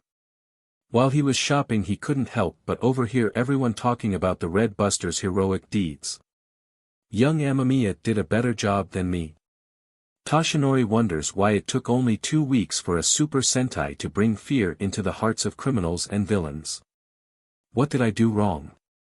He takes a look at the crime ratings in different cities and all of them were reduced to 40% fast. This is an unbelievable increase. If this keeps up, we heroes might be out of a job soon. He joked as he made the right choice to help Ren. While Toshinori finished buying his groceries, he noticed a man made of sludge burst out of a store across the street with cash flying off his disgusting, liquid body. Somebody stop that thief! The store owner shouted. The sludge villain maniacally laughs. Catch me if you can, punks. He ran down the streets as fast as he could to avoid getting caught by the heroes. Where's the hero when you need them? A woman asked. They're probably busy. A man said. Geez, their quirks are so good and yet they used it for despicable things. Another person noted. I swear there is no end to them. Toshinori stepped out of the store after hearing the conversation. He looked around to see whether they were eyeing him. His body then turned into a form where people would recognize him. There is an end. All Might said, finishing his transformation. Everyone turned to him in awe and shock. Some immediately took out their phones or cameras and took a photo before he stepped out of the shadows. Why? Because I am here. All Might proclaimed. He dashes towards the sludge villain at a tremendous speed. The villain looks back in terror as he keeps on running from the number one hero, All Might on his tail. Aldera Junior High, afternoon. Back at Aldera, the class seemed to have ended with Midoriya scrolling on his phone, smiling, looking happy again. The incident this morning is all over the headlines. Midoriya said before putting his phone away and began to pack up. I wanna hurry up and go home so I can write it down in my notebook. When he grabbed his notebook, Bakugou suddenly came out of nowhere and took Midoriya's notebook out of his hand. I don't know what you think you're doing, Deku, but we're not done. Bakugou said with utter disrespect for the green-haired boy. He looked at the cover of the book, especially the title, and felt angry at it. No surprise, he drew the attention of students who were still in the classroom, as most of them stood by and observed. The teacher was gone, though it wasn't like he would have intervened. He was biased towards anyone with a quirk. What's that, Katsuki? A friend of Katsuki asked. He was shown the book, and the kid read it out loud. Huh. Hero analysis for the future. Huh, for real. God damn it, Midoriya. Seriously? He's delusional. Bakugou's other friend mocked the quirkless boy. Bakugou's friends begin to laugh. While Midoriya still looks worried that Bakugou has his notebook. Midoriya looked between the two boys and Bakugou as they picked on him. Yeah, real funny guys. Just give it back. He asked as he wasn't in the mood to deal with them. Bakugou in response slammed the notebook between his fists, making an explosion that torched Midoriya's pride as the boy made a distressing wail before whimpering. That's so mean. Midoriya said to him. With an unsettling amount of casual disinterest, Bakugou tossed the torched notebook over his shoulder, where it flew outside the open window. Midoriya reached for it in a panic, but it was already well beyond his grasp. Hey! Midoriya said in disbelief. Bakugou then put on a smug look. Most top first-string heroes have stories about them from their school days. I want the shine of being able to be called the only student to make it into UA from this mediocre city junior high school. I mean, I'm a perfectionist. He said with his friends looking behind him and sweat drops. He's so petty. One of the boys whispered. Bakugou's hand was on Midoriya's scrawny shoulder, giving the green-haired boy a grin with no mirth in it.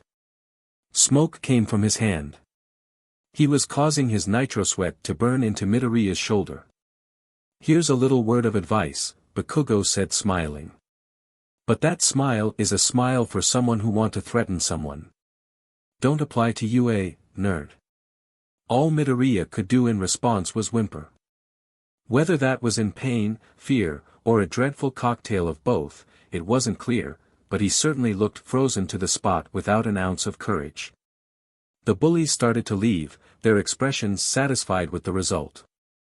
That's just sad. One of the boys said. I thought you at least had some fight in you. He finally gets it. He'll never be a hero. Better to find out now instead of later, I guess. The other boy laughed. Bakugou glanced back behind him towards Midoriya. His expression seemed kind, and actually somewhat nice. He still looked a little stuck up, but he'd lost all the rage and condescending demeanor. You know, if you really want to be a hero that badly, there actually might be another way. Just pray that you'll be born with a quirk in your next life, and take a swan dive off the roof of the building. Bakugou said, laughing in a non-caring tone. Midoriya turned around and glared at Bakugou with tears at the base of his eyes, growling. Bakugou in response raised his right hand up, explosions bursting around his fingers. Something wrong? Midoriya froze again, whimpering in terror at the implied threat. I thought so, Bakugou said and put his hand down before walking out the door with his two friends. Midoriya just stood there as he listened to Bakugou laughing along with his friends, as balled his fist up in frustration and dread. Midoriya was walking along the grounds at the base of the school, thinking about what would have happened if he'd listened to Bakugou. Idiot! Midoriya thought. You can't go around telling people to kill themselves. What if I'd really jumped? What would he do then? Given the angry tone of his thoughts, it seemed like jumping was not an option he'd seriously considered. But the quirkless boy then found his notebook floating in a fish pond. My dreams have turned into fish food. Midoriya thought and went to pick it up, eyes blurring with tears. That's enough, give it back. He scolded the fish, emotion thickening his voice. Damn it. As Midoriya was walking home, he started thinking about how his dreams were crushed when he found out he was quirkless and all the other painful things that come from it.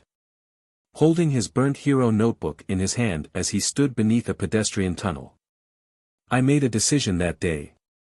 No matter what anyone else thinks, I have to believe in myself, and I'll keep smiling, just like him. Midoriya screwed a smile onto his face and started to laugh like All Might as he headed into the tunnel. Then out of nowhere, sludge flowed up from the manhole Midoriya had walked over. The sound made the young man stop laughing and turn around as the amorphous form of the villain towered over him to his horror. You'll make a perfect skin suit for me to hide in, kid. The villain said with happiness. A villain? Midoriya shakes in fear at the monster before him. The sludge villain suddenly charges forward at Midoriya as he yells and begins to run for his life, but the quirkless boy isn't quick enough and is easily captured by the villain with Midoriya dropping his notebook. The villain laughed as it started pouring itself into Midoriya's mouth. Don't worry, it'll only hurt for about 45 seconds. You'll feel better soon, the villain taunted. Midoriya was struggling to break away from the villain but to no avail. I can't breathe. Tears bested up in Midoriya's eyes as he tried to remove the sludge with his hand.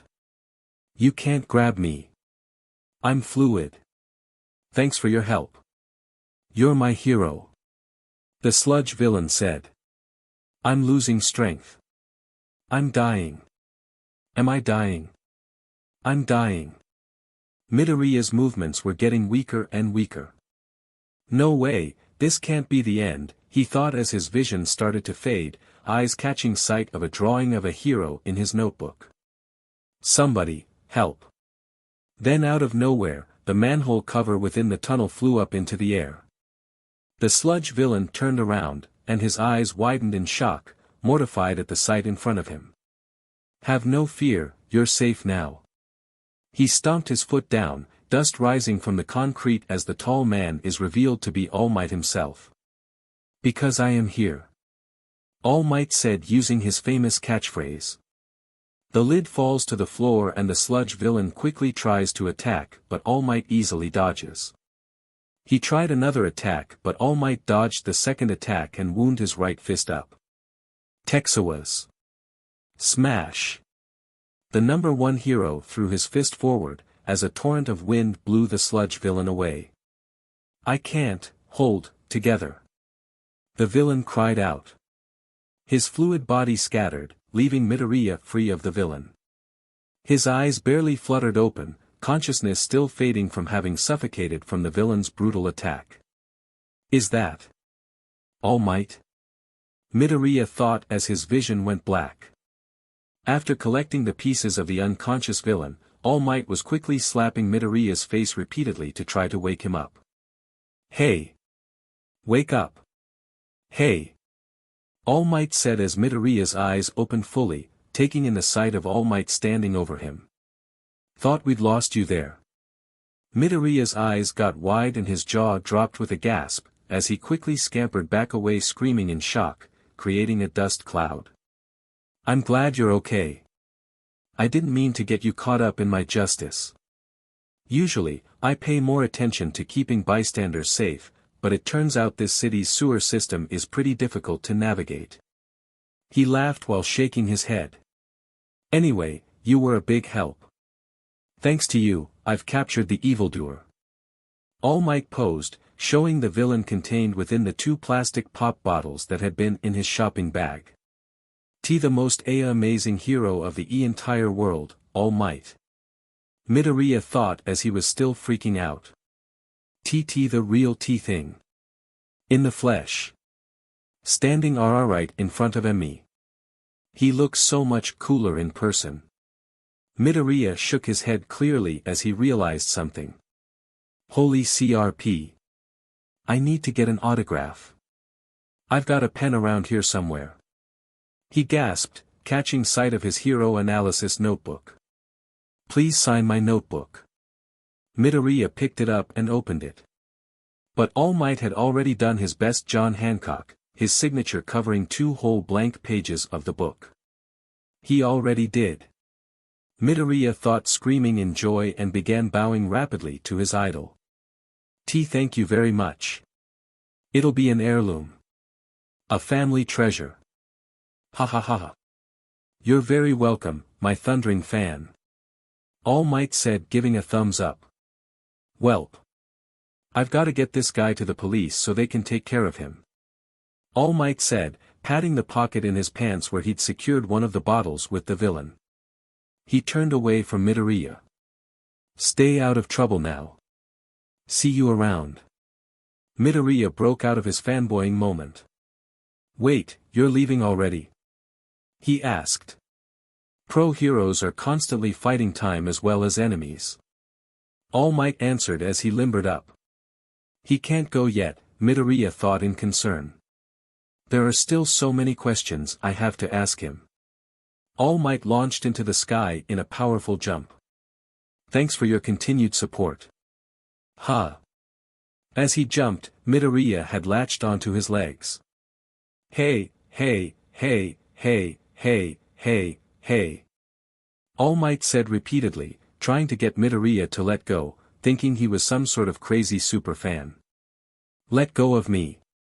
Your fanaticism is too much.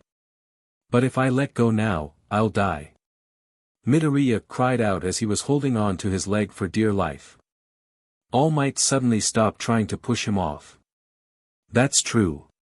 He said, seeing his reason. Midoriya says something as his face is still being pulled back. I have a lot of things I want to ask you directly. He struggled to say. Okay, okay. I get it, so close your eyes and mouth. All Might told him.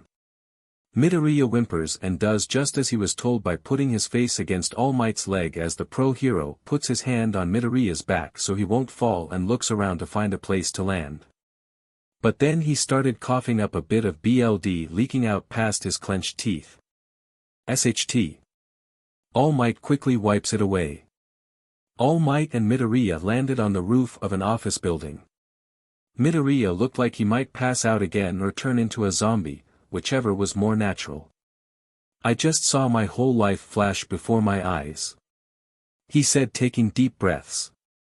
All Might pressed his fists to his hips. Not a very smart move, he firmly stated to get his scolding across. Bang on the door for a while, someone will let you in. Now, I have to go. See you on the flip side, he said to the boy as he tried to leave. 1 second. Midoriya begged the hero to stop. No. I don't have any time, All Might said. I have to know. Midoriya begged again. Sorry kid, it's not gonna happen, All Might thought, still walking away. Sometimes I do feel like a failure, like there's no hope for me. But even so, I'm not going to give up, ever. Midoriya thought, trembling before looking up at All Might as the top of the pros walked towards the edge of the roof. Is it possible to become a hero even if I don't have a quirk? He asked. All Might stopped and half-turned to look back at Midoriya. Without a quirk? All Might then felt a jolt of pain in his old injury. Oh no, damn it. Not here.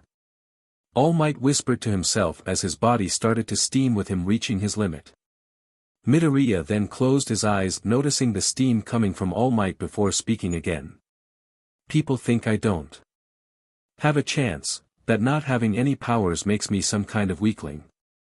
My classmates like to make fun of me. But you know what, that makes me want to prove them wrong. Ever since I was a kid, I've thought that saving people was the coolest thing you can do. I want people to see my fearless smile, feel safe, and be the kind of hero everyone in the world looks up to. Just like you, Midoriya said to his idol as he opened his eyes to the steam coming off All Might's body. The steam faded away to reveal All Might's emaciated body standing right where All Might had been a few seconds ago, as Midoriya's face screwed up in shock as he wordlessly screamed in surprise. Ah! Midoriya was freaking out as stared at All Might's weakened form. Wait, who? What happened? You deflated. Midoriya then started looking right and left. Where'd All Might go? You. You're not him. You're a fake, an imposter. After sighing, Toshinori opened his mouth to speak. I assure you that I am All Me. His words were interrupted as blood poured out of his mouth. No way. How did you? Midoriya said, freaking out. You know how guys at the pool are always sucking in and flexing and trying to look buff? Toshinori asked while as he wiped his mouth. I'm like that. No way, I'm dreaming.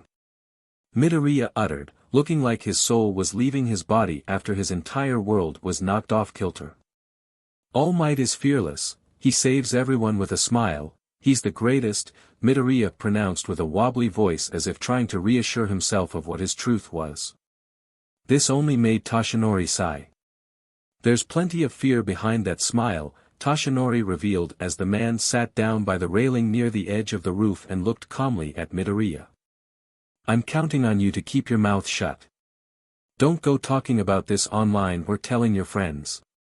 Midoriya looked at Toshinori as the hero said that, still unsure, and then there was the quick sound of fabric moving and the middle schooler flinched in horror and disgust. The number one hero lifted up the left side of his shirt to see his to the quirkless boy. Pretty gross, right? I got this in a big fight 5 years back. My respiratory system was basically destroyed, and I lost my whole stomach. All of the surgeries have pretty much worn me out, and it can't be fixed. Right now I can only do hero work for about 3 hours a day, the rest of the time, this is what I look like. Toshinori revealed the truth to him. 5 years ago? Midoriya asked. So does that mean it was the fight with Toxic Chainsaw? Wow, you know your stuff. Toshinori replied, impressed. That punk may have landed a few good hits, but he couldn't bring me down. Most of the world has never seen this fight. I did everything I could do to keep it under wraps. Toshinori then looked down below at the city, watching the civilians going about their day as he turned his attention back to the quirkless boy. I'm supposed to be the guy who's always smiling, right? I'm the symbol of peace. People everywhere have to think that I'm never afraid. But honestly, he revealed, clenching his fist. I smile to hide the fear inside. It's just a brave face I put on when the pressure is high. This job isn't easy. Pro heroes are always having to risk their lives. Toshinori said to the fanboy with a serious expression on his face. Some villains just can't be beaten without powers. So no, I honestly don't think you can become a hero without a quirk. Hearing those words coming from the #1 hero's mouth was like a dead sentence for Midoriya. All his life the only thing he ever dreamed of was being a hero and bringing a smile to their faces, but he was quirkless. Nobody believed in him and told him he couldn't be one cause he quirkless. His mother, his classmates, his teachers, his former best friend/bully, and now even his idol hero. I see. Midoriya gulped, with his head down in disappointment. But that's what I once thought until a few weeks ago, Toshinori said, making Midoriya look up at him with a bit of curiosity. Huh? Midoriya said. You see, a few weeks ago I encountered this young man who completely shattered my worldview of heroes, Toshinori said, smiling as he got up and walked towards Midoriya. After talking to him, I learned that having a quirk doesn't define the hero, it's their heart and actions. Their heart and actions? Midoriya repeated in curiosity. Yes, I said before meeting him made me remember something I completely forgot long ago, is being a hero isn't about having a powerful quirk or how hard you punch a villain. It's about standing up to fight for what you believe is right and protecting the lives of the innocent. To fight with a smile in order to calm and give hope to the people. Toshinori said, making Midoriya's eyes widen. Fighting for what I believe is right and protecting the innocent. Midoriya said in awe. Actually, you may be a quirkless fanboy. But you have the heart of a hero, young man. Toshinori said to him while laughing. Tell me something, even if you don't have a quirk, do you still want to be a hero someday? He asked the young man. Midoriya looked at Toshinori for a moment with hesitation in his voice before taking a deep breath as he spoke. Of course, more than anything. Being a hero has always been my dream. I want to be a hero that saves everyone and brings smiles to their faces, just like you all might. Midoriya cried out with a fiery dying pressure in his eyes that can never burn out. Toshinori just smiles at the boy's drive to be a hero. It reminded him of himself when he wanted to be a hero. Young man, those words you've just said, moved me deeply. I admire your determination and your dream. I'm going to be honest with you. The moment you said you're quirkless and still longing to be a hero, I wanted to stop you there. But I know my words would just dump down your spirit, nothing else. Let me warn you though, the path to heroics isn't padded with roses, and its life is a dangerous one, trust me on that. His voice turned very serious at the end. No doubt some kind of personal experience. But seeing the look in your eyes and hearing the drive in your voice, reminds me of the same boy I was talking about early. So allow me to say those words to you. You, young man, can become a hero. A splendid one at that, no doubt. So carry on with your dreams and change them into reality. Toshinori finished while giving him a thumbs up. Midoriya was once again frozen, only this time it was from what he just heard. He clutched his chest and started to bow as he couldn't control his emotions anymore. His eyes started to water as he felt tears coming out of them. He cried tears of joy as he heard the words that he wanted to hear for so long. Toshinori just kneeled down towards him and patted Midoriya's head to comfort him a bit. He couldn't blame the boy for breaking down like this since others told him that he couldn't be a hero. Wipe away the tears, kid. Toshinori said as both he and Midoriya stood up.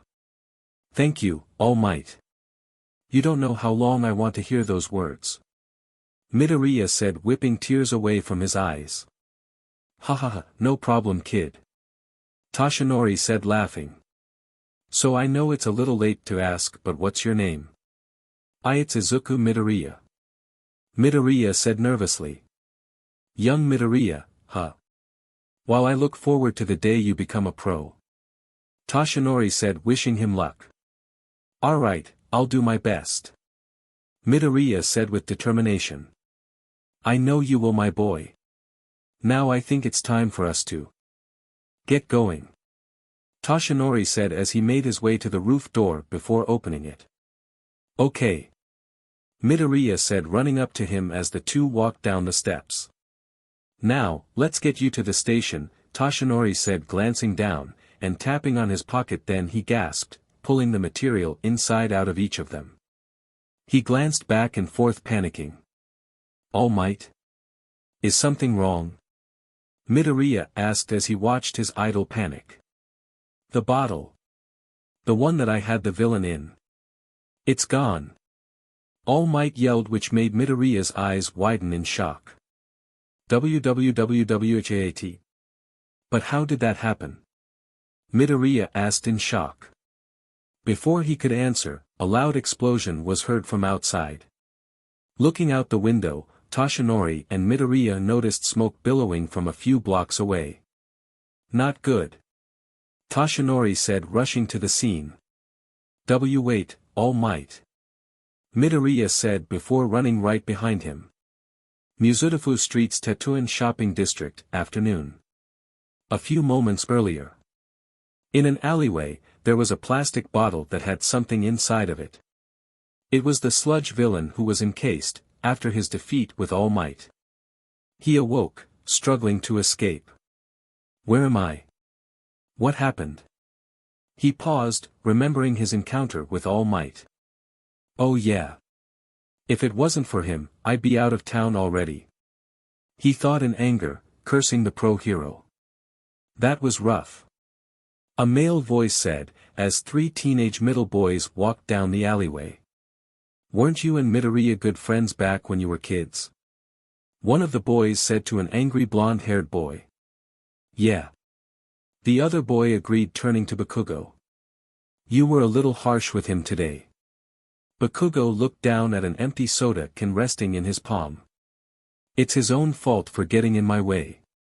He said, walking, as he kicked the bottle that held the sludge villain. You shouldn't waste your time with the guy. Just forget about him. One of his friends suggested. Bakugou thought back to that morning, scoffing as he exploded the can with his quirk. Someone's gotta teach that worthless nerd how the world really works. He threw the can to the side. I hate it when he talks about heroes. Bakugou angrily said.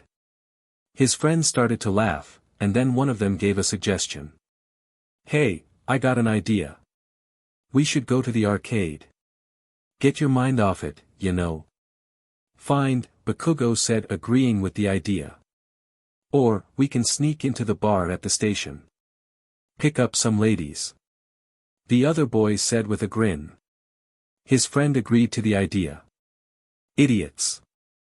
If we get caught, there's no way UA would let me in. Bakugou yelled at them, while the sludge seeping out of the bottle as they spoke. As Bakugou yelled, his friends' eyes widened, noticing the sludge villain behind him. They each pointed towards him, drawing Bakugou's attention to a reforming sludge monster. Perfect. The mud-like creature gurgled. I like a skin suit with some fire. He said, absorbing Bakugou into his goopy body. Currently, Ren was walking out of a movie theater with Eri in his arms and Nick behind them as they just finished watching a children's movie. The little girl was having some trouble letting Ren go, and when he was near she would always make him hold her or let her sit on his lap and have him rub her head. The teen tried to get her to be a little more independent, and she was when he was going out vigilantes, but as soon as Ren got home she latched onto him like a bag and didn't let go. He tried to get her to let go more often than not, but the girl always looked up at him with big eyes that did more damage to him than any of All Might's punches, so Ren always caved in. After they left the house, the first place they visited was the movies. After a few hours of watching a movie, Ren, Eri, and Nick all made their way to the shopping center. There the three went to various stores, arcades, and restaurants together. At the arcade, Nick won a stuffed rabbit for Eri in a claw game, making her eyes light up. At the restaurant, they gave the girl nearly anything she asked for, which was mostly a candy apple she was drooling for. Yet despite everything they did, they could not get Eri to smile or laugh. She was defiantly happy, but she still hadn't smiled. The three of them were sitting on a bench in a plaza with multiple people passing by. "I can't think of anything else," Ren said in a defeated voice as Eri ate her candy apple. "Yeah, we pretty much did everything fun we could think of," Nick said as had a thoughtful look on his face as he was running out of ideas. Ren then turned his attention to the horn girl as she was finishing her candy apple. "Hey Eri, did you have fun today?" Ren asked, getting the girl to smile. "Yes, I had lots of fun today with you, Ren Onyai-chan," Eri said in a cute manner which made Ren flush. "I'm happy to hear that, Eri," Ren said, patting her head, which made the girl blush in embarrassment. "You're so cute when you blush like that, Eri," Ren teased her. "Don't make fun of me, Ren Onyai-chan," Eri said, puffing up her chucks in the cutest manner. Ren and Nick laugh at this until a loud explosion is heard, getting their attention as they turn to it. "What was that?" Ren said in surprise as he got up from the bunch and saw smoke in the distance. "Don't know, but it looks like trouble," Nick said, just as surprised as Ren. Eri, who didn't know what was going on, immediately clinged on to Ren in fear as he held her up in his arms. "Come on, let's go see what this is, Nick," Ren said, rushing over to where the smoke was. "Roger that," Nick said, following him. So alright folks, that's all for today. Stay tuned for part 3. Do subscribe, like and share for more such videos. Also check out the story and author GokuMuto on FANFICTIONnet. Press the bell icon to be notified first on release. See you in the next video. Till then, goodbye.